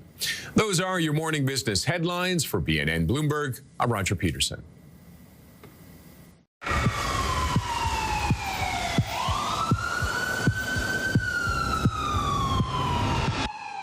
The incident happened on October the 4th, 2025 at around 9 o'clock in the morning on a 2000 block of Montreal Street. A man stole a credit card from a parked vehicle and then used it to make a purchase at a business in Regina. The suspect is described as a man wearing all black, a black ball cap with red writing, and black shoes with a white Nike emblem. Because of his hat, there is no clear view of his face. I'm Belton Johnson, board member with Regina Crime Stoppers. Did you know Crime Stoppers will pay up to $2,000 cash rewards for information on this or any other serious crime in Regina? Callers do not have to identify themselves. Calls are not traced or recorded. In Regina, Saskatchewan, and Canada, call Crime Stoppers at 1-800-222-TIPS. That's 1-800-222-8477. You can also access our website at www.reginacrimestoppers.ca. Remember, our community suffers when you remain silent. Please report crime. Crime Stoppers is brought to you by Leak Audiology, helping you live well with better hearing. Well, it's that special time of the week where we check in with the Regina Humane Society, and we welcome in Bill Thorne for this. Bill, today, as I understand it, we're sharing a puppy with a very sad backstory, but very deserving of a forever home. Tell us about the pup you have with you. Yeah, it's one of those situations that I hate but love at the same time because it did turn out really, really well. This is Roscoe. He's about 3 years old or so and came to us about 7 weeks ago, tomorrow actually, with a severe wound to his head that was consistent with a sharp-bladed weapon. And it had cut into his head and completely severed his ear canal. I believe it was on his left side. And I saw him when he came in, and he was in pretty rough shape, and we weren't too sure just what to do with it. Our veterinary team, they are fantastic, our vets and the support staff, and they figured out a way to repair that ear and ear canal. And we weren't really sure, A, if he was going to make it at all, but second, if he would hear. And after 7 weeks of constant checks and a few surgeries and bandage changes and some time in foster care, this is Roscoe today, and I can assure you he hears very, very well. He's hearing every little sound and seems to be none the worse for wear. And very, very happy guy too. And it amazes me that sometimes the pets we see come through here who have the least reason to want to be around us humans seem to be the ones that want to be the most. And this guy's a super little guy, lots of energy. We'd love to see this guy go home. Today is his first day available for adoption since going through all that. Wow, it's one of those stories that makes you realize just how special animals are, because I'm watching Roscoe as his tail just keeps wagging there. Yeah. You say Roscoe is good to go home as of today. What a special day. What kind of home are you looking for Roscoe? Well, again, he's got some energy. He's going to get you off the couch and going for walks, but that's okay. He's raring to go after that. We would like to see him go to a home where he's the only dog. We have seen a bit of reactivity, although I didn't see it this morning at all, so that's something that's very manageable. I had a dog for 15 years that was a bit that way, and we were able to manage that no problem. She was a super, super dog. So we'd like to see this guy go home before the weekend for sure if we can. He's been here long enough. All right, well, good luck to Roscoe. Let's pivot now. This week is Halloween, and there's some special happenings over at the Regina Humane Society, as I understand it.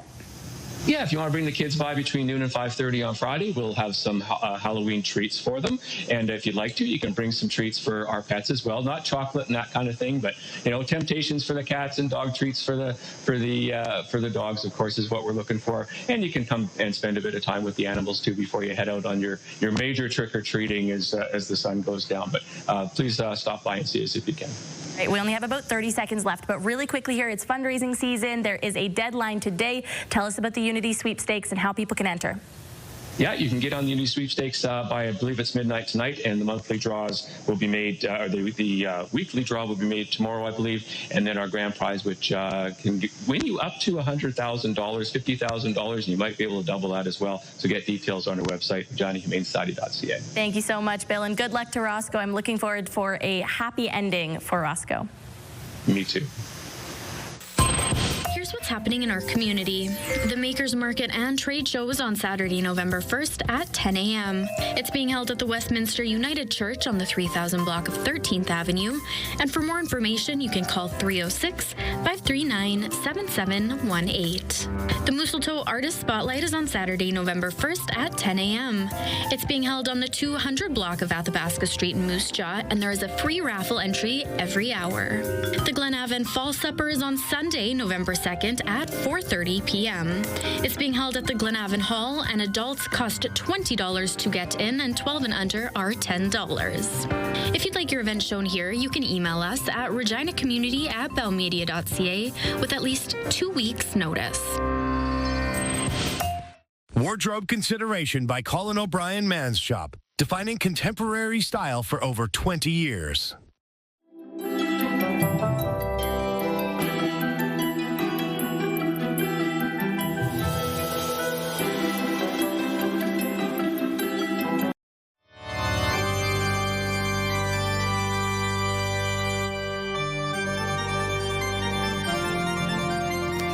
Let's head back over to Regina Cemetery now and see what else Janella Pye is learning this morning. Good spooky morning. We have a great Halloween segment for you here this morning. I'm with Kenton. We are down for the Regina Cemetery tours. Now, Kenton, where exactly are we here? So we're in the Regina Cemetery. The grave we're at is the grave of Mary, or Polly Wilson. She was the wife of John Wilson, Sergeant John Wilson. It's a famous story of John coming over here to Canada, getting a new job as an officer, finding a new fiancée, and getting a new life, and then Mary coming over and kind of upending his plans. It ultimately ends with him taking the life of his wife Mary, and then marrying his new wife and running away, and then being brought back here and charged with the murder of his wife. So it's a well-known story. There's a book out there about it. Most people don't realize, though, that Polly, or Mary, is buried here in our own cemetery. Wow. So are people pretty excited to see this, I guess, and realize all of this background information when they're on these tours? Yeah, so the story is, of course, very popular and well-known, but people who might put the names together will realize, oh, this is that story, because it's taught in school curriculums, so people who maybe have been to school the past 10 or 20 years will know it, but also there's the book's very popular. The book's gone around a few times, so people definitely know the story, but then find the local connection is great. And so I always have the book on my tour, and I showed off, and I said, you can buy this book in all the places. So I think people do go out and buy it afterwards because they always tell me how much they enjoy the book later. Right, all right. And for these tours, where can people learn a little bit more information? Website's VeginaCemeteryTours.ca. We're also on TikTok, on Instagram, on Facebook. The tours are wrapping up this year because it's almost November. It gets too cold to do the tours, but we do start them up again in June. So we have about 5 months to do the tours, and then we take a break for the winter. All right. Well, thank you so much. You and I are going to be back very soon, Kent, and we are going to continue going around the cemetery here. Our spooky morning is not over yet.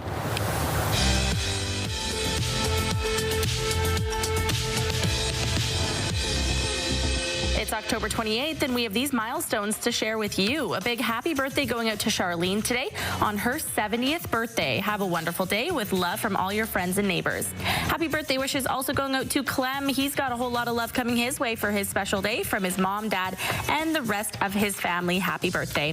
Also celebrating a birthday today is Lynn. We got a message in our inbox for her, which read, happy birthday to the most amazing wife and mom. We hope you have an incredible day with love from your whole family. Happy birthday to Cool Cam, marking his 15th birthday. Your mom, dad, Cabry, Carson, and Coden all sending you a lot of love today. Enjoy. And finally, happy anniversary wishes going out to Ed and Evelyn Schultz of Saskatoon. They're celebrating 70 years of marriage today. Wow. Congratulations, you two. Enjoy your day filled with all the love in the world. If you have anything that you would like to celebrate, send us your milestones to yourmorningsaskatchewan@ctv.ca. You can also scan that QR code on your screen right now, but make sure you send those in one day in advance.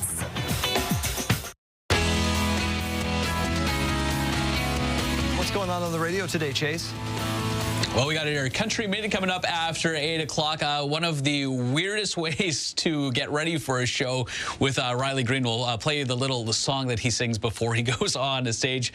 On top of that, too, we got a little bit of a bone to pick with Brad Paisley. I know he's up in Saskatoon in about 2.5 weeks, but he may be the person to blame for the very, very long game for the Blue Jays last night. This is when he sang the anthem for the MLB. 2017, that game went 11 innings. 2018, 18 innings. 2022, 10 innings. Last night, 18 innings. So maybe we make a little bit of a petition that if Brad Paisley is going to sing the anthem for the World Series, he has to do it on a weekend. No Tuesday nights, no middle of the week. That's a weekend thing and weekend thing only. All right, get some rest, Chase. Thanks. Talk to you tomorrow.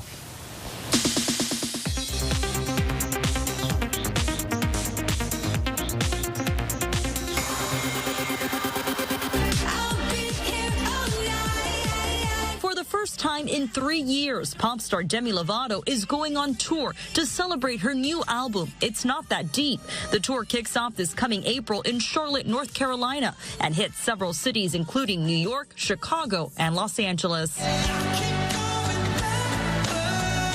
Speaking of performers, the eldest Jonas brother, Kevin Jonas, has announced his first single without his brothers, Nick and Joe. It's called Changing and is set to come out November 20th. Kevin Jonas made the announcement during a recent show on their Jonas 20 tour. Are you an actor? No, I'm a stuntman. We're getting closer to the release of The Adventures of Cliff Booth. Variety reports the movie, a sequel to 2019's Once Upon a Time in Hollywood, is targeted for a summer 2026 release. It stars Brad Pitt as the title stuntman and is directed by David Fincher. And one of the biggest movie stars in the world, Julia Roberts, is celebrating a birthday. The Oscar-winning actress and Pretty Woman star is 58 today. And that's what's happening in Hollywood. Melissa O'Don, ABC News, Los Angeles. All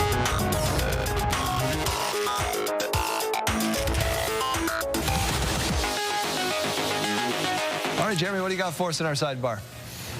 Okay, so Halloween's this week. This dad went to a Spirit of Halloween store and did not like what he saw. So he took matters into his own hands.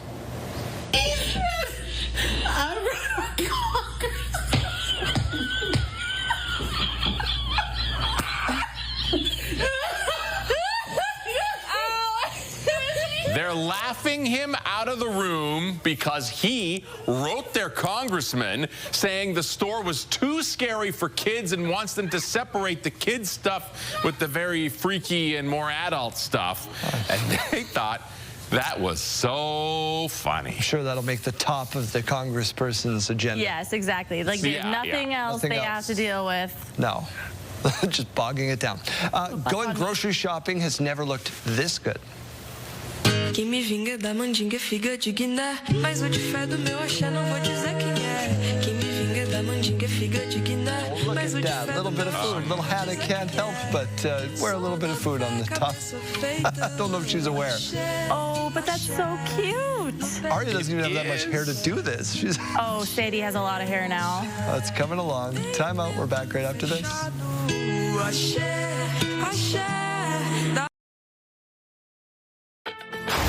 It's Tuesday, October 28th. We were fully confident that Saskatchewan can put on another great show. The 114th Grey Cup is coming to Saskatchewan. I'm going to fight for the auto workers, the steel workers, the manufacturing. If Ontario's anti-tariff ad did derail U.S.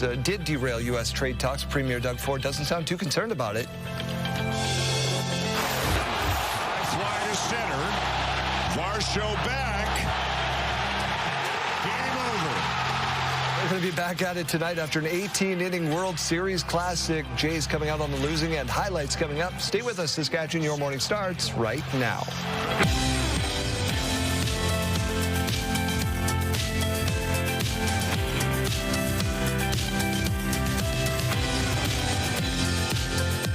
Welcome to Your Morning Saskatchewan. I'm Daryl. And I'm Kayleen. Good morning. We hope your Wednesday's off to a great start. Is it Wednesday? No, it's Tuesday. It's Tuesday. They tried to play right into Wednesday and Thursday and Friday last night, and they got to do it all over again tonight. I got too excited for Wednesday there. How great were Sam Emilis and Trevor Harris doing the forecast? Oh, really good. They always bring a smile to my face. Trevor today trying to duck and say, how do I get out of the way? And that's I've never done it. That's what people ask, because the green screen, it's not exactly easy to figure out. Once you get it, you get it. And it's opposite, right? Like if I point this way, it's... Yes, it's the opposite, yeah. See, it's not as easy as it looks, folks. She's a pro. That's why she's here. Let's get to news. The 114th Grey Cup will be played in Saskatchewan. It'll be a new game by 2027 with a shorter field and those goalposts moved to the back. Donovan Mace reports. The Canadian Football League is bringing the Grey Cup game back to Rider Nation. The 114th Grey Cup has been awarded to the great province of Saskatchewan. Regina and the province will be the nation's host for the 2027 championship. It's going to be such a celebration in 2027. We know that the province of Saskatchewan, the city of Regina, and the Saskatchewan Roughriders can put on a show, and we're looking forward to that. It is the 5th time the Riders will host the Grey Cup, doing so in 1995. 2003, 2013 when the Riders won it all, and most recently in 2022. We talked about it actually, when we were ready to bid, and you do have to look at that organizationally. Is your organization ready to bid and put forward the amount of work? Because it is a tremendous amount of effort required. It's just a place where football is embraced and celebrated, as it is across the country. The team's bid, supported by the city and the provincial government. The province will provide $5 million, the city $1.5 in total, split between cash grants, Regina Police Resources, Transit, and the use of the Real District. But the spinoff expected to be much greater. To host the 114th Grey Cup here in 2027. Saskatchewan's done this before. We know how to do it. The volunteers certainly will come out, as will the fans. It's really showcasing the businesses and the facilities that we have. So I think we're well on track, and I think as long as we stick to the plan of investing in our infrastructure, we'll be in great shape to showcase our city in 2027. Now, according to an economic impact study conducted by the Riders after the 2022 Grey Cup, that festival generated more than $25 million in economic activity in the province, with 210,000 fans attending at least one event over the course of the week. Donovan May, CTV News, Regina. The other big story on the day, Jamaica on high alert this morning as a monstrous Category 5 hurricane inches closer to the island.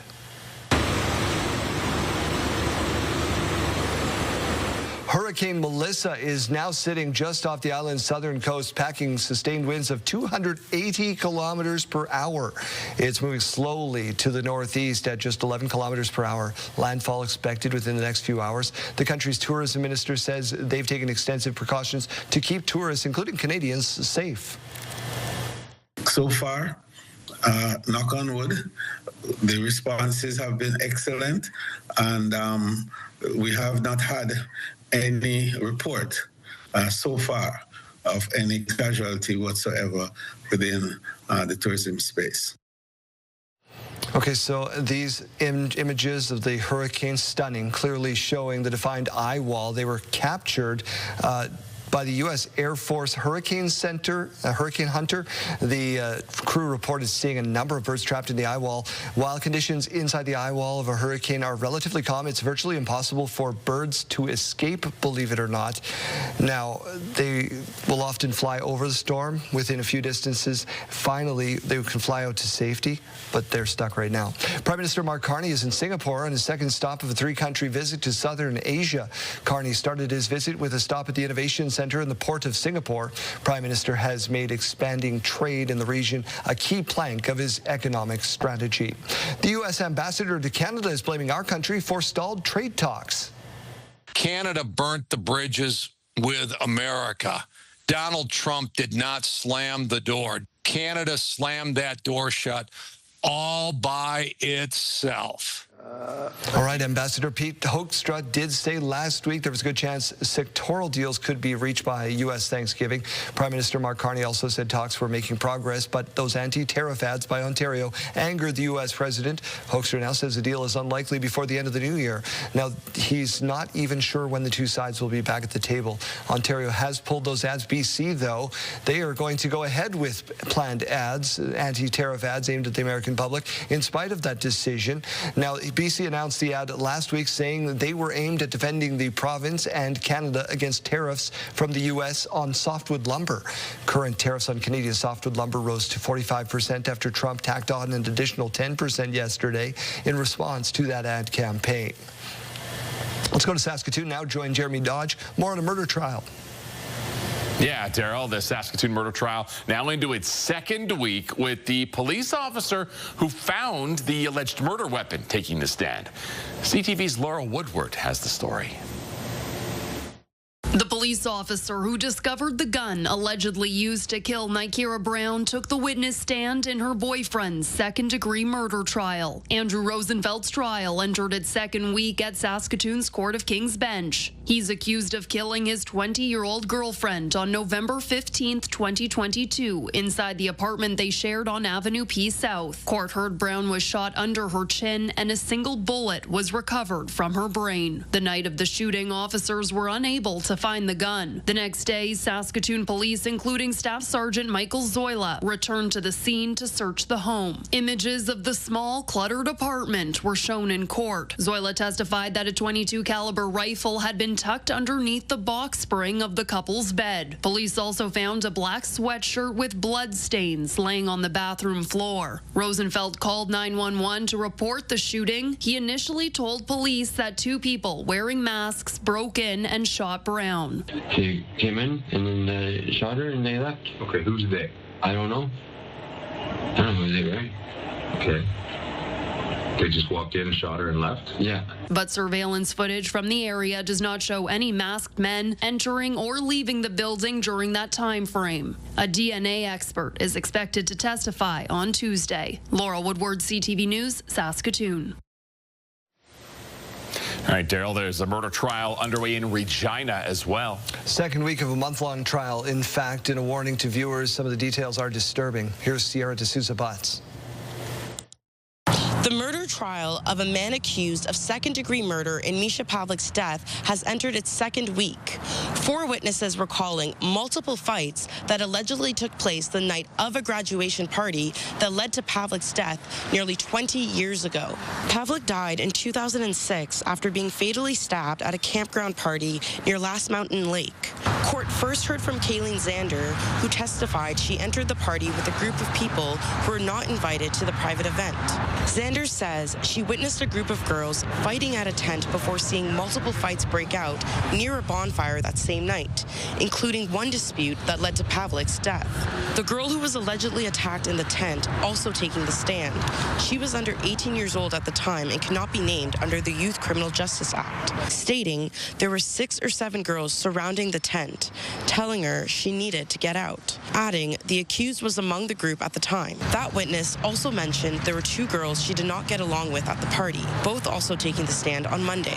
One of them was Kayla Kemp, who told the court after leaving the campground with the group of people she entered the party with, they headed to Regina Beach. On the drive back to the city, Kemp says the accused urged her to pull over, stating he had an adrenaline rush.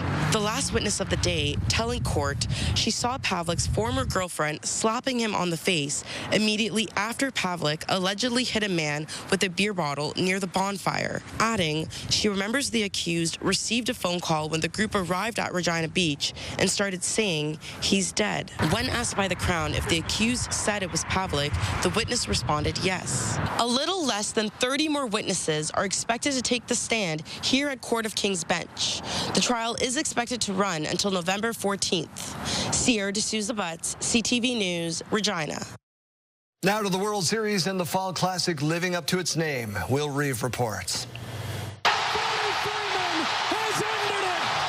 Overnight, it took 18 grueling innings and 1 perfect swing for the LA Dodgers to take a 2-1 World Series lead over the Toronto Blue Jays on a walk-off home run from Freddie Freeman. The marathon was the length of 2 regular baseball games, lasting nearly 7 hours. Freeman's solo shot the only run scored in the extra 9 innings. The Dodgers winning 6-5. Freeman, the first player in history with multiple World Series walk-off home runs. Will Klein was clean-shaven when Game 3 began. The game tied for the longest World Series game in history by innings. The other, also a Game 3, played at Dodger Stadium in 2018. LA winning that one in a walk-off, too. In the first half of the game, it was showtime. Superstar Shohei Ohtani blasting 2 home runs and adding 2 doubles. It's a double for Ohtani to start this game. And 3 RBIs before the Blue Jays walked him for the rest of the game. Our Trevor Ault was among the crowd at Dodger Stadium. Listen to the crowd. I can barely hear myself talk. This is an electric atmosphere for maybe the most electric baseball player ever. Ultimately, it's going to be a battle of the bullpens tonight. Tied at 5-5 for 8 extra innings, both teams exhausting their bullpens until a Herculean effort from Will Klein, who wasn't even on the Dodgers roster until a few days ago, pitching the final 4 extra innings. I mean, I was sitting at home in Arizona like the last month, you know, like it's just crazy. Kayleen, they got to do it all over again tonight. Yeah, I was thinking that. Why don't they give them one day in between? That was a late night. Oh, my goodness. At least they all got to play the same conditions. What's going on out there in the weather? All right, well, let's take a look at this morning view. It's brought to you by recyclemyelectronics.ca, where you can find a drop-off location near you. We just bumped up here in Regina, so now we're at 1 degree. Finally into those positives for our day. Mix of sun and cloud right now. The winds have been increasing, though, up to 24 kilometers per hour right now in Regina and 22 kilometers per hour in Saskatoon, sitting at 2 degrees with that nice mix of sun and cloud. Now, the wind's going to be continuing that trend of increasing into the afternoon. We could see them peaking at about 45 kilometers per hour in many places across the province. All those areas lighting up in yellow, which really is about all across the central and southern zones today. So just be prepared for those winds later on this afternoon. The radar and satellite also showing some precipitation that made its way in overnight. Early morning today, we did see some of that precipitation falling in Saskatoon. The chance of getting any more later on this morning is going down, so that is some good news. But as we continue on to look into tomorrow, that's when we're going to be getting some more of that precipitation.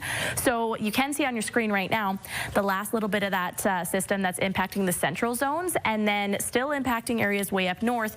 Tomorrow, that's what we're really going to be talking about, because it's a mixture of those colors up there. So the purple indicating the flurries on the way, the green indicating the rain, and the pinks up there indicating the freezing rain or the mixture there of those two. So we're seeing just north of Prince Albert into tomorrow evening some more of those flurries, and then south we're seeing some more of that precipitation in terms of that rain.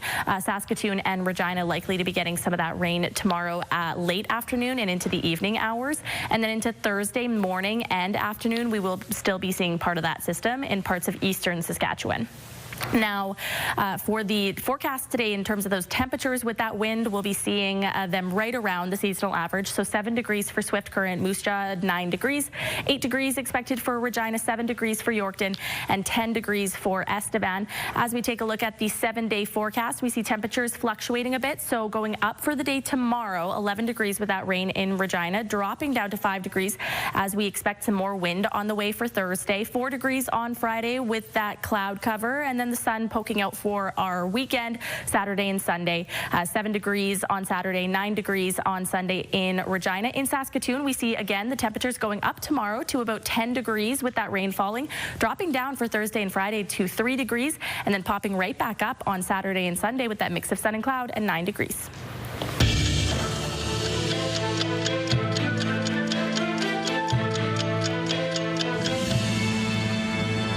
October 28, 1998, Glenn Murray was elected mayor of Winnipeg, becoming the first openly gay mayor of a major city in North America.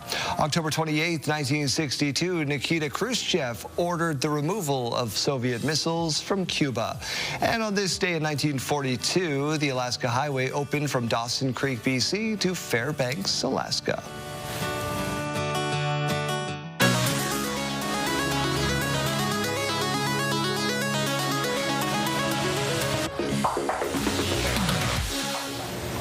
UNICEF is tapping into some Halloween nostalgia this year. They're bringing back the Halloween box, sort of. It's actually on a new shirt. The shirt, you can buy it online for $50. It's obviously a throwback look to it. It's a 90s, 80s inspired UNICEF box. Also includes a QR code for donations. So you're not actually putting pennies into the little slot there like we used to do on Halloween in the 80s and 90s. No QR codes back then, of course. Proceeds from the shirts will fund programs around the world, including education, safe water, vaccines, healthcare for children. Yeah, we used to carry these with our trick-or-treat bag. People would have little bowls of pennies by the door along with the candy to give out. Yep. Crazy times. Shirts with QR codes. How brilliant is that? Yeah. Makes sense. There you go. Question of the day. What are the best and the worst Halloween candies out there? Kaylene's been compiling the answers and come up with what? I've come to the conclusion that a lot of people in Saskatchewan are wrong. Just in terms of candy corn. Why are we hating on candy corn, Everyone does. I love candy corn. Am I the only person? Yeah, you might be. Yes. You might be. This might be your Tiger ice cream. Oh, I love Tiger ice cream. Everyone else hates it. Well, I like candy corn, and nobody else seems to like it.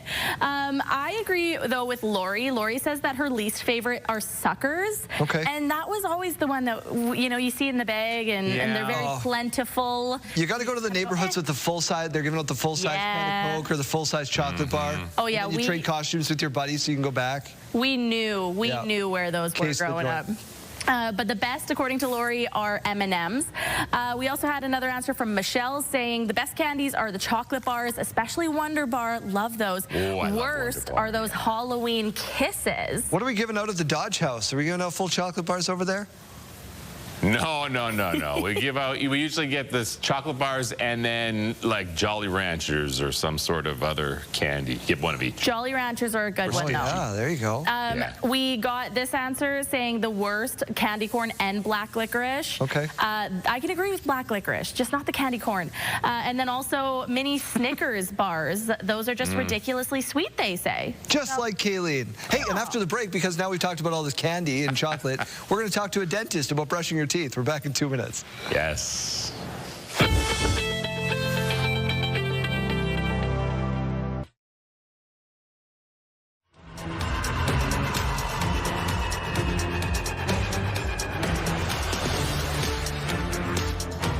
Halloween is Today's Friday, and that means trick-or-treating, and that means kids gorging themselves on sticky, chewy, sugar-filled candy.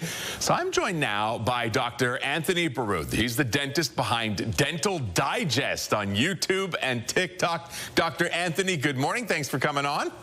Good morning. Thanks for having me. Okay, so how tough can this next week be on the teeth of young children? It can be very tough. You know, 1 week can do a lot of damage, and that's why I'm here today. We're going to give some facts and pro tips to make sure everyone's teeth can survive this Halloween week. Okay, so what do kids and maybe parents need to know that they are getting into if they start to dig into that bag of candy? Something quick and easy to remember. You know, you said it earlier, sticky is icky. Something that's candy that's going to stick to your teeth is really going to cling there for a longer period of time. And it's not really the quantity of how much candy you eat. It's actually the duration of time that candy sticks to your teeth. So something that's going to stick to your teeth is going to result in more cavities because cavities form when sugar is exposed to the teeth for a longer duration of time. So swap out those sticky candies for something that will melt faster. You see on screen some chocolates. Chocolates are a great alternative option than a sticky caramel. Okay, so what is the course of action then? The kids are going to eat this stuff. They can, you know, shuffle out for some certain things. But what are some other things that kids can be doing to reduce the damage as far as actual care is concerned? Yeah, great question. So you want to limit the duration of time. So instead of feasting and having candy snacks throughout the day, try to limit it through like a smaller period of time, and then make sure to brush your teeth 30 minutes after that snacking period. You know, we have a great image of an x-ray on screen, and those teeth actually look pretty healthy, so we don't want any cavities. So if you want to avoid cavities this Halloween season, you know, limit the snacking duration, put it in a smaller period of time, and make sure to brush your teeth 30 minutes afterwards. And that's a bonus point. But the real important fact is you need to brush your teeth in the morning and night. Make sure to hit that 2-minute timer. You know, 2 minutes sometimes feels a little long. So that's why we created some awesome, fun, engaging dental content that you can find on my channel, which is called Dental Digest. So watch a couple of my videos while you brush your teeth. It might make that brushing experience a little bit more fun. That's the goal with the videos. That is kind of your thing, right? You speak to kids and you get them to realize the potential harm that there is and then ways to take action, right? Totally, exactly. And, you know, in the videos, you'll see me eat some candy, but at the end of the day, I always inform individuals it's important to brush afterwards. So the goal for my channel is to make brushing fun, and you know we have it for multiple different age gaps. We have a new channel that we just launched called Dr. Brushy for those 4 to 7-year-olds. Where we're really trying to gamify the brushing routine, make it fun for everyone, and build better, healthier habits. All right, Dr. Anthony, thank you so much for your time. Dental Digest and what was it, Dr. Brushy? Is that the new one? Dr. Brushy, yeah. Let's get brushing together, everyone. Thank you. All right, that's YouTube and TikTok. Dr. Anthony, thank you so much for a few minutes this morning. Thank you for having me. All right, so now you got some ideas for what to do after you get that candy, but you got to get the costume to get the candy, and that's why we turn things over to Mike Siona. Oh, we're down here at Halloween Alley with Rachel Allen. And Rachel, you've been inspiring me with all of your food costumes. I had to go with the old classic hot dog here for this segment. We've been playing dress up all morning long. You're quite clearly a pineapple, but you guys have so many different costumes, and like you can even match your dog. You can match your dog. What more could you ask for? I don't even have a dog, but pretty cool. Found this, and I thought, oh, that's kind of cool. A hot dog for your dog. We've got all of the Wednesday Addams stuff here, and then you guys can't even keep this on the shelf long enough, but all of the K-pop Demon Hunter stuff? Yeah, this is our second and, well, last restock of the Demon Hunter costumes, and I don't expect that they'll be here too long. Yeah, no doubt about it. amazing. I mean, right down to the wigs, the costumes, everything, and it's just all the rage right now, isn't it? It is, and for good reason. I mean, the songs are fantastic. They really are. We've been thinking about singing them, but we're not going to do that. We'll let you get dressed as a Huntrix, a K-pop demon hunter, or one of the Saja boys, maybe, whatever you want. They've got a costume here, and if they don't, they've got the creativity, the makeup, everything here. Yeah, no, the staff is great. If we don't have what you're looking for, we will sure help you make it. Fantastic. Well, there you go. We have been privy to that wonderful hospitality and staff all morning long here at Halloween Alley. Make sure you get your costumes while you still can.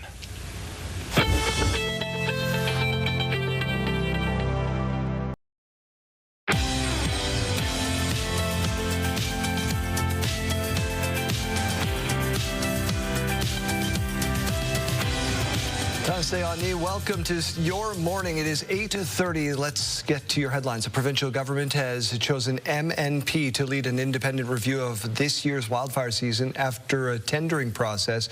That firm will review the Saskatchewan Public Safety Agency's response, evaluation, and recovery aspects.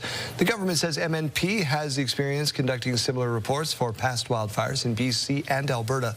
Planning for the review is now ongoing, and it is expected the results will be brought forward prior to next year's wildfire season.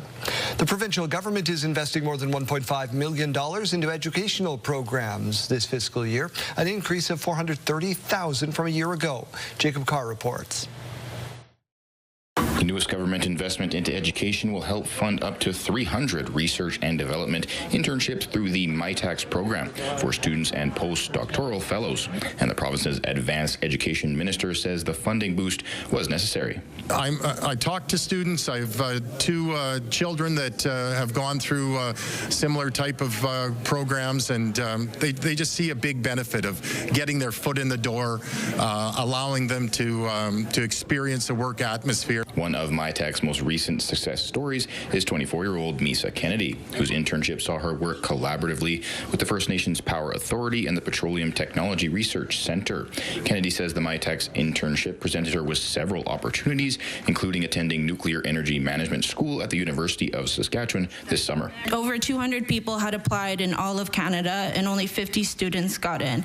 And I'm very proud to say that I'm one of those 50 students and one of the youngest, and if not the youngest, Indigenous woman to be able to finish that course. MyTax says the added funding will allow for a wide array of student internships to be undertaken. We fully expect internships in the energy sector here, the mining and critical minerals sector, in agriculture and agri-tech, in life sciences. For Kennedy, she says the MyTax internship not only helped her find a career path, but also with life skills. Before this internship, I would have known of all these different job opportunities in the clean energy sector, but now I do. And another way that this has helped me was to grow my confidence and my speaking skills in public. Kennedy is currently working as an assistant land manager on the Carry the Kettle Nakota Nation. Jacob Carr, CTV News, Regina. Regina's Ukrainian community held an event to commemorate a dark chapter in Canadian history. It was the internment of over 8,500 immigrants during World War I, the majority of whom were Ukrainians and other Eastern Europeaners. The people were deemed enemy aliens and held in work camps for the duration. Ukrainians had been invited to Canada, the land of freedom and the opportunities that awaited them here, and no sooner did they get here and they were vilified as being enemy aliens, not because of anything they did, not because of any organization that they were attached to, but because of where they came from and their ethnic heritage. Internment camps were located across the country, including one in Saskatchewan, which was 7 kilometers west of Saskatoon. A Saskatoon man is feeling discouraged after trying to go green. He says the province's solar panel programs don't offer much encouragement for those thinking of making the switch. Hallie Mandrick with why. After spending around $10,000 on solar panels for his home, Dylan Malik was surprised to learn that his investment doesn't have a great return value upon seeing his first bill. And then I was hoping that, hey, I'm producing a lot of power, I'm probably going to break even this month, and that's going to be my bill. But then when I got it, it was devastating because it was only $30 cheaper. Residents who generate their own power still have to pay for it, in addition to the fee that comes along with adding solar panels to the power grid. Sask Power offers credits to users for excess energy, which is taken off the monthly bill of those who generate their own power. But Malik says the going rate for solar energy is not what it should be. You can't actually make money in the sense that if you overproduce. So they do that whole credit system, so it's not a rebate. So if I overproduce and I have, let's say, $1,000 worth of credits, I'm never going to get a payout for that, which is fine. But they just, the payback is just not even there to break even easily. Malik further explained that this 7.5-cent value given to residents is not enough compared to what Sask Power charges residents for the same amount of energy.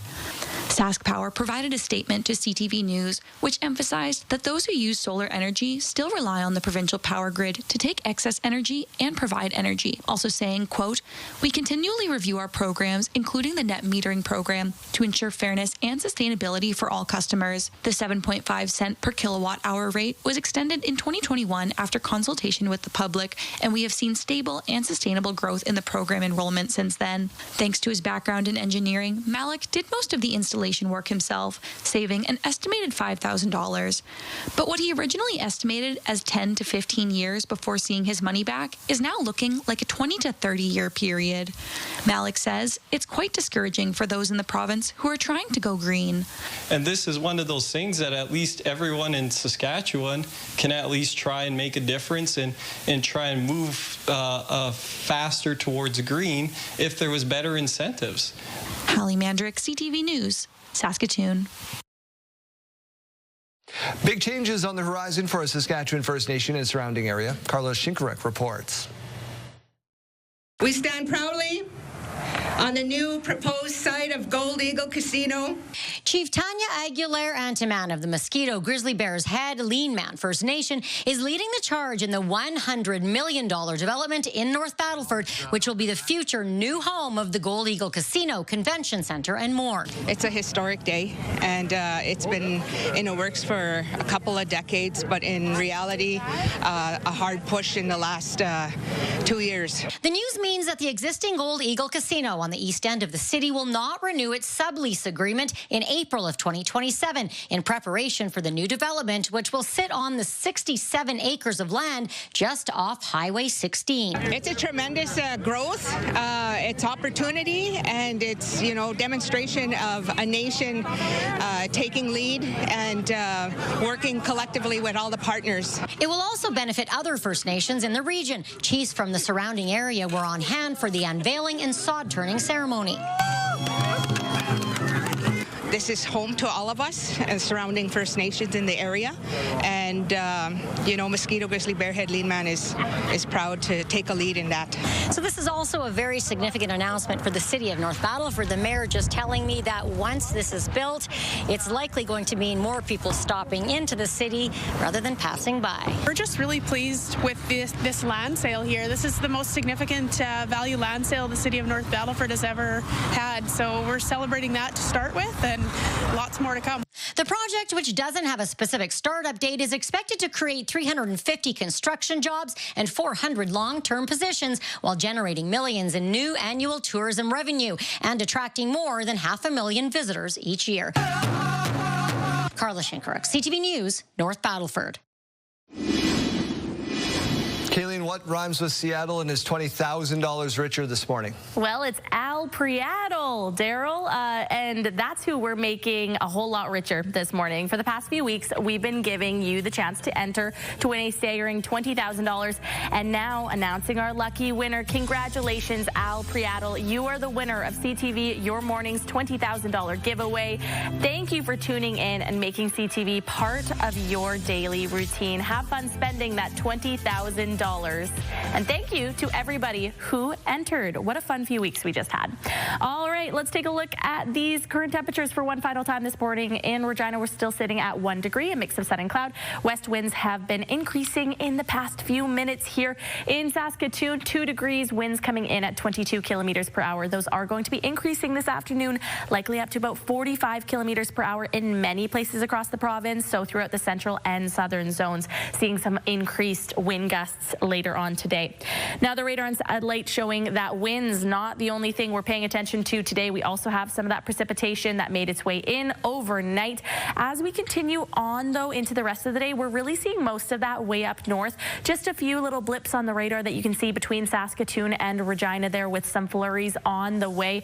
Other than that, though, we're looking forward to a larger system that's going to be making its way into the province tomorrow. It's going to start during the overnight hours, early morning on Wednesday, and then by the late afternoon, Saskatoon and Regina will have seen some of that rain falling. More of the snow, though, up towards areas north of Saskatoon and north of Prince Albert. And then we're going to be seeing that continue on into Thursday morning as well. And then by the afternoon, really concentrating along that eastern border with Manitoba with mixed precipitation. Current temperatures showing that Prince Albert is now at 2 degrees. Hudson Bay just bumped up to 0 degrees. At least they're not technically into those negatives anymore.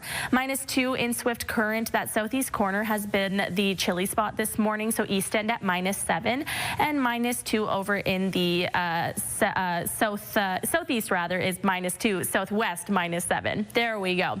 Today's forecast showing that with those winds, we're seeing a temperature of 7 degrees in Swift Current, right around that seasonal average. Weyburn up to 9 degrees, Estevan up to 10 degrees, and Yorkton up to 7 degrees with that cloud cover later on this afternoon. The 5-day forecast in Regina showing that along with that rain on the way tomorrow, we are seeing temperatures go up just a little bit. So 8 degrees today, 11 degrees tomorrow, 5 degrees on Thursday where we see those winds returning, 4 degrees on Friday, and a mix of sun and cloud on Saturday up to about 7 degrees. In Saskatoon, we're seeing a high of 6 degrees today with that mix of sun and cloud. 10 degrees tomorrow, so again getting warmer with that rain before dropping on Thursday and Friday down to about 3 degrees. Mainly cloudy on Thursday and Friday throughout the central zone, and a little bit more of that sunshine on the way for the weekend on Saturday as we get right back up to 9 degrees.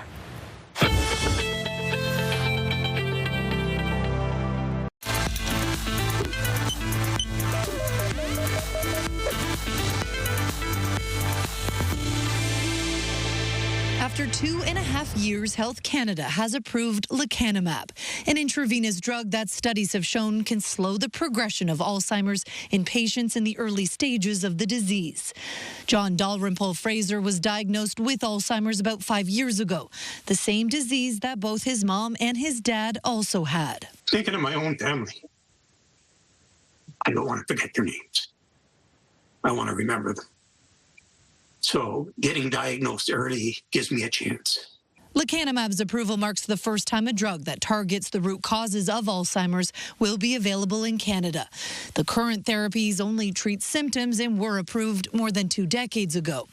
While lecanemab will not cure Alzheimer's, doctors say it helps buy time by slowing cognitive decline and extending independence, and offers hope to families. Is when independence becomes interrupted and patients require family members, people around them to start stepping in, that the impact of this disease really becomes felt on communities, on families, on the Canadian healthcare system. Lecanemab is not without risk. It can have serious side effects, including swelling and bleeding of the brain and death.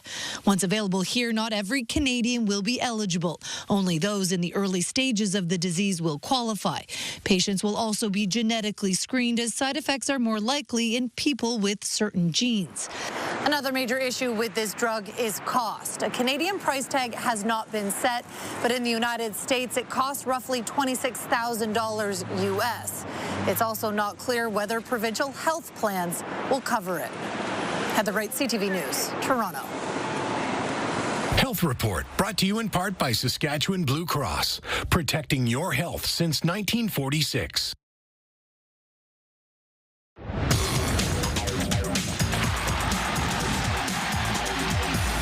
This week in sports, we focus in on women's sports, specifically a study highlighting the business case for professional women's sports in this country. Alison Sandmeyer-Graves is the CEO of Canadian Women in Sport. Thank you for coming on the show today. What's your new research tell us about the current state of professional women's sports in Canada? Well, despite the fact that we've only had professional women's teams and leagues playing in this country in hockey and in soccer within the last 2 years, basketball coming in 2026. The women's sport market has more than doubled in value, and it's on set to surpass $500 million by 2030. And so we're saying this is a once-in-a-generation opportunity for brands and other investors to get involved in this sports space, turn it into this thriving, sustainable market that we know it is and can be, and to capture the upside that is bound to come. How does this all come together, this report? Well, we worked with our research partner at Wasserman The Collective, and thanks to our presenting partner, Canadian Tire, we're able to actually offer this research and these insights for free on our website at womenandsport.ca. So folks can go find it there. But in short, we surveyed 6,000 Canadians across Canada to learn more about how they're showing up and how they're relating to these opportunities in professional women's sports in this country as fans. We also did a lot of digging into the business insights, and what's really positive is just how excited and positively Canadians feel about brands who are associating themselves, who are sponsoring these professional women's teams and leagues. So it's a great opportunity for brands who are looking to connect with Canadians about things that they value. So, Alison, if this exists, if that appetite is out there, what's it going to take for Saskatchewan to get a pro basketball, hockey, or maybe a soccer team? Well, the good news is that these teams are new and they're growing. These teams and leagues are new and they're growing, and expansion is already happening in the PWHL. They hopped over Saskatchewan to go to Vancouver this time, but the Prairies, we know, have such deep roots in sport fandom and so much passion for great local teams that we can cheer for. And so I think in Saskatchewan, what it's going to take is lots of fans showing up consistently in support of the teams and leagues we do have, as well as investors, whether they're owners, sponsors, and others. Government's got a role to play too, who are willing to step up and show these teams and leagues that they're serious about bringing something to the province. Kind of a build it and they'll come mentality, right? How can brands best support and benefit from the growth of women's sports? Well, the key, of course, is to have a clear strategy and to be committed. And really, it's about having a long-term vision of what's possible in there. This is not about transaction. This is about being part of building something. The good news is that it is growing. And so brands who engage now, who invest in the fan experience, who build that loyalty early, are going to see incredible upside as fandom grows, as the visibility grows. This represents a tremendous business opportunity for brands, but really for investors of all kinds. I've got a daughter. I want to see her see professional sports in our province so that she can maybe aspire to something else. And thank you for doing this. Thank you.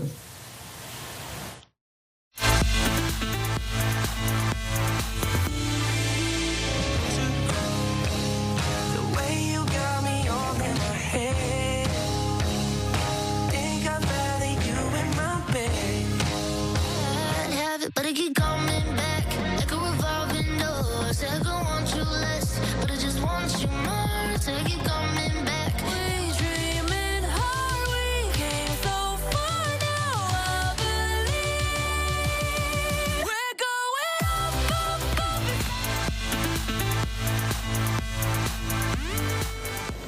going up. Once more this morning, let's check back in with Janella Pye down at Regina Cemetery. Well, we are on our last leg of the unofficial tour here at Regina Cemetery. Kenton, thank you so much for taking us around this morning. I'm so curious to know what exactly is going on in this space. So this area is a really cool area because this is the Potter's Field of the cemetery. This is part of the cemetery where the city of Regina buries people who can't afford their own funeral. So people who have no friends or family or church affiliation, that kind of thing, the city will bury them as a service.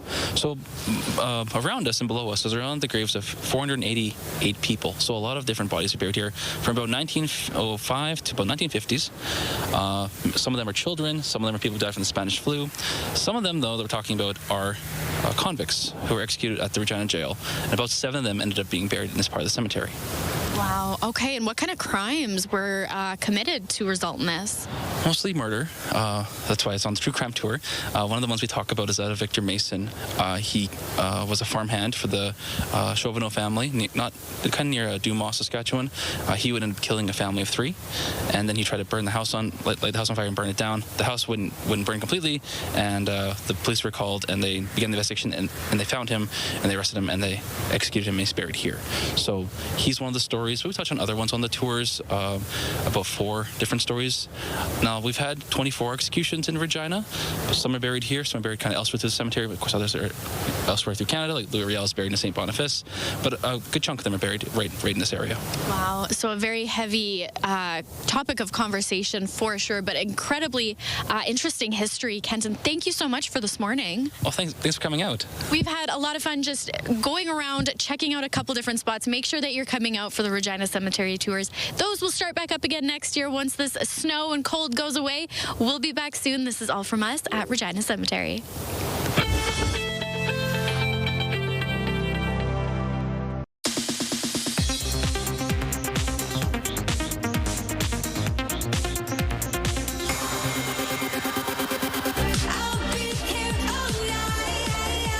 First time in 3 years, pop star Demi Lovato is going on tour to celebrate her new album, It's Not That Deep. The tour kicks off this coming April in Charlotte, North Carolina, and hits several cities, including New York, Chicago, and Los Angeles. Speaking of performers, the eldest Jonas brother, Kevin Jonas, has announced his first single without his brothers, Nick and Joe. It's called Changing, and is set to come out November 20th. Kevin Jonas made the announcement during a recent show on their Jonas 20 tour. Being an actor? No, I'm a stuntman. We're getting closer to the release of The Adventures of Cliff Booth. Variety reports the movie, a sequel to 2019's Once Upon a Time in Hollywood, is targeted for a summer 2026 release. It stars Brad Pitt as the title stuntman and is directed by David Fincher. And one of the biggest movie stars in the world, Julia Roberts, is celebrating a birthday. The Oscar-winning actress and Pretty Woman star is 58 today. And that's what's happening in Hollywood. Melissa O'Don, ABC News, Los Angeles.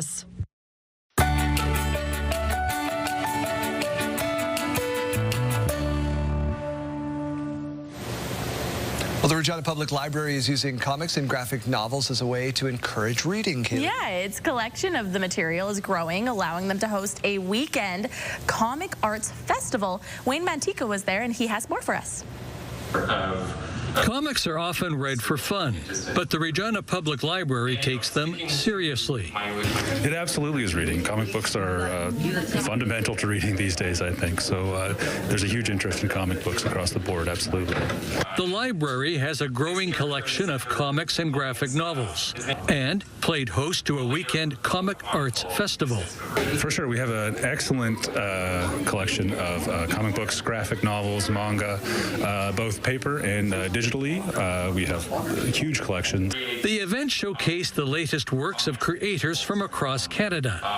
You know, putting the pen to page and like creating something and kind of like taking a leap of faith and putting my work out there. Many of the exhibitors were from Saskatchewan, who often use local settings for their stories. The prairies are a big part of my work, you know, and it's almost like an added character, the prairie landscape and even the cold weather. I mean, you've got the billboard behind me where it's a beautiful, you know, teenage girl in a prom dress and a parka, which is something I think very unique to hear, but also very familiar to hear. So that's the kind of storytelling I want to do. The Comic Arts Festival has become an annual event at the Regina Public Library, catering to a growing interest among readers of all ages. Wayne Mantica, CTV News, Regina. Oh my goodness, Don Sparrow came in here a few years ago, Jeremy, and I still have it on my desk. It's a picture of me as Superman. He did it during the show. It was awesome. I've had the pleasure as well a couple of times, and I have those up on the wall in my home. Oh, yeah, well, how can I meet Don Sparrow? We're going to get Don in here to do a little drawing. Yeah. Let's get over to our sidebar. He's the best.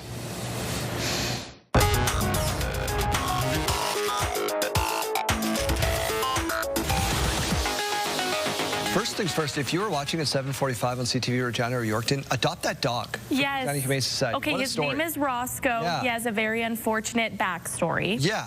but he needs a loving home. And he's not nearly as confused as this pup.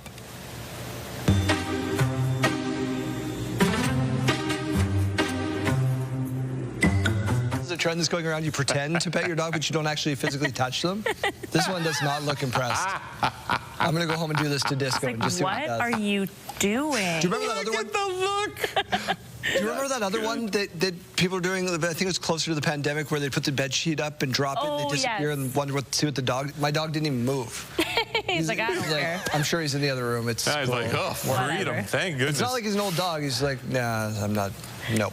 No, I don't have time for this today, Daryl. So I can't imagine he's going to react any differently to that. All right. Well, we're another day closer to Halloween, so here's something you can do this week to get ready. Oh, boy. Yeah, so this is Casterly, a small town with big pumpkins in Belgium. People took part in an annual event, paddling their gourds around a pond. It's organized by a local kayaking club and pumpkin growers, so it's even a perfect event to celebrate both squashes and water sports. So take a couple days off, Jeremy, and fly to Belgium. Yes, carve a pumpkin for 10 hours. Can you imagine? That's a lot of pumpkin guts. There's got to be some sort of big shovel for that. That's it for us for today. Thanks for being with us. We'll see you tomorrow on Your Morning Saskatchewan.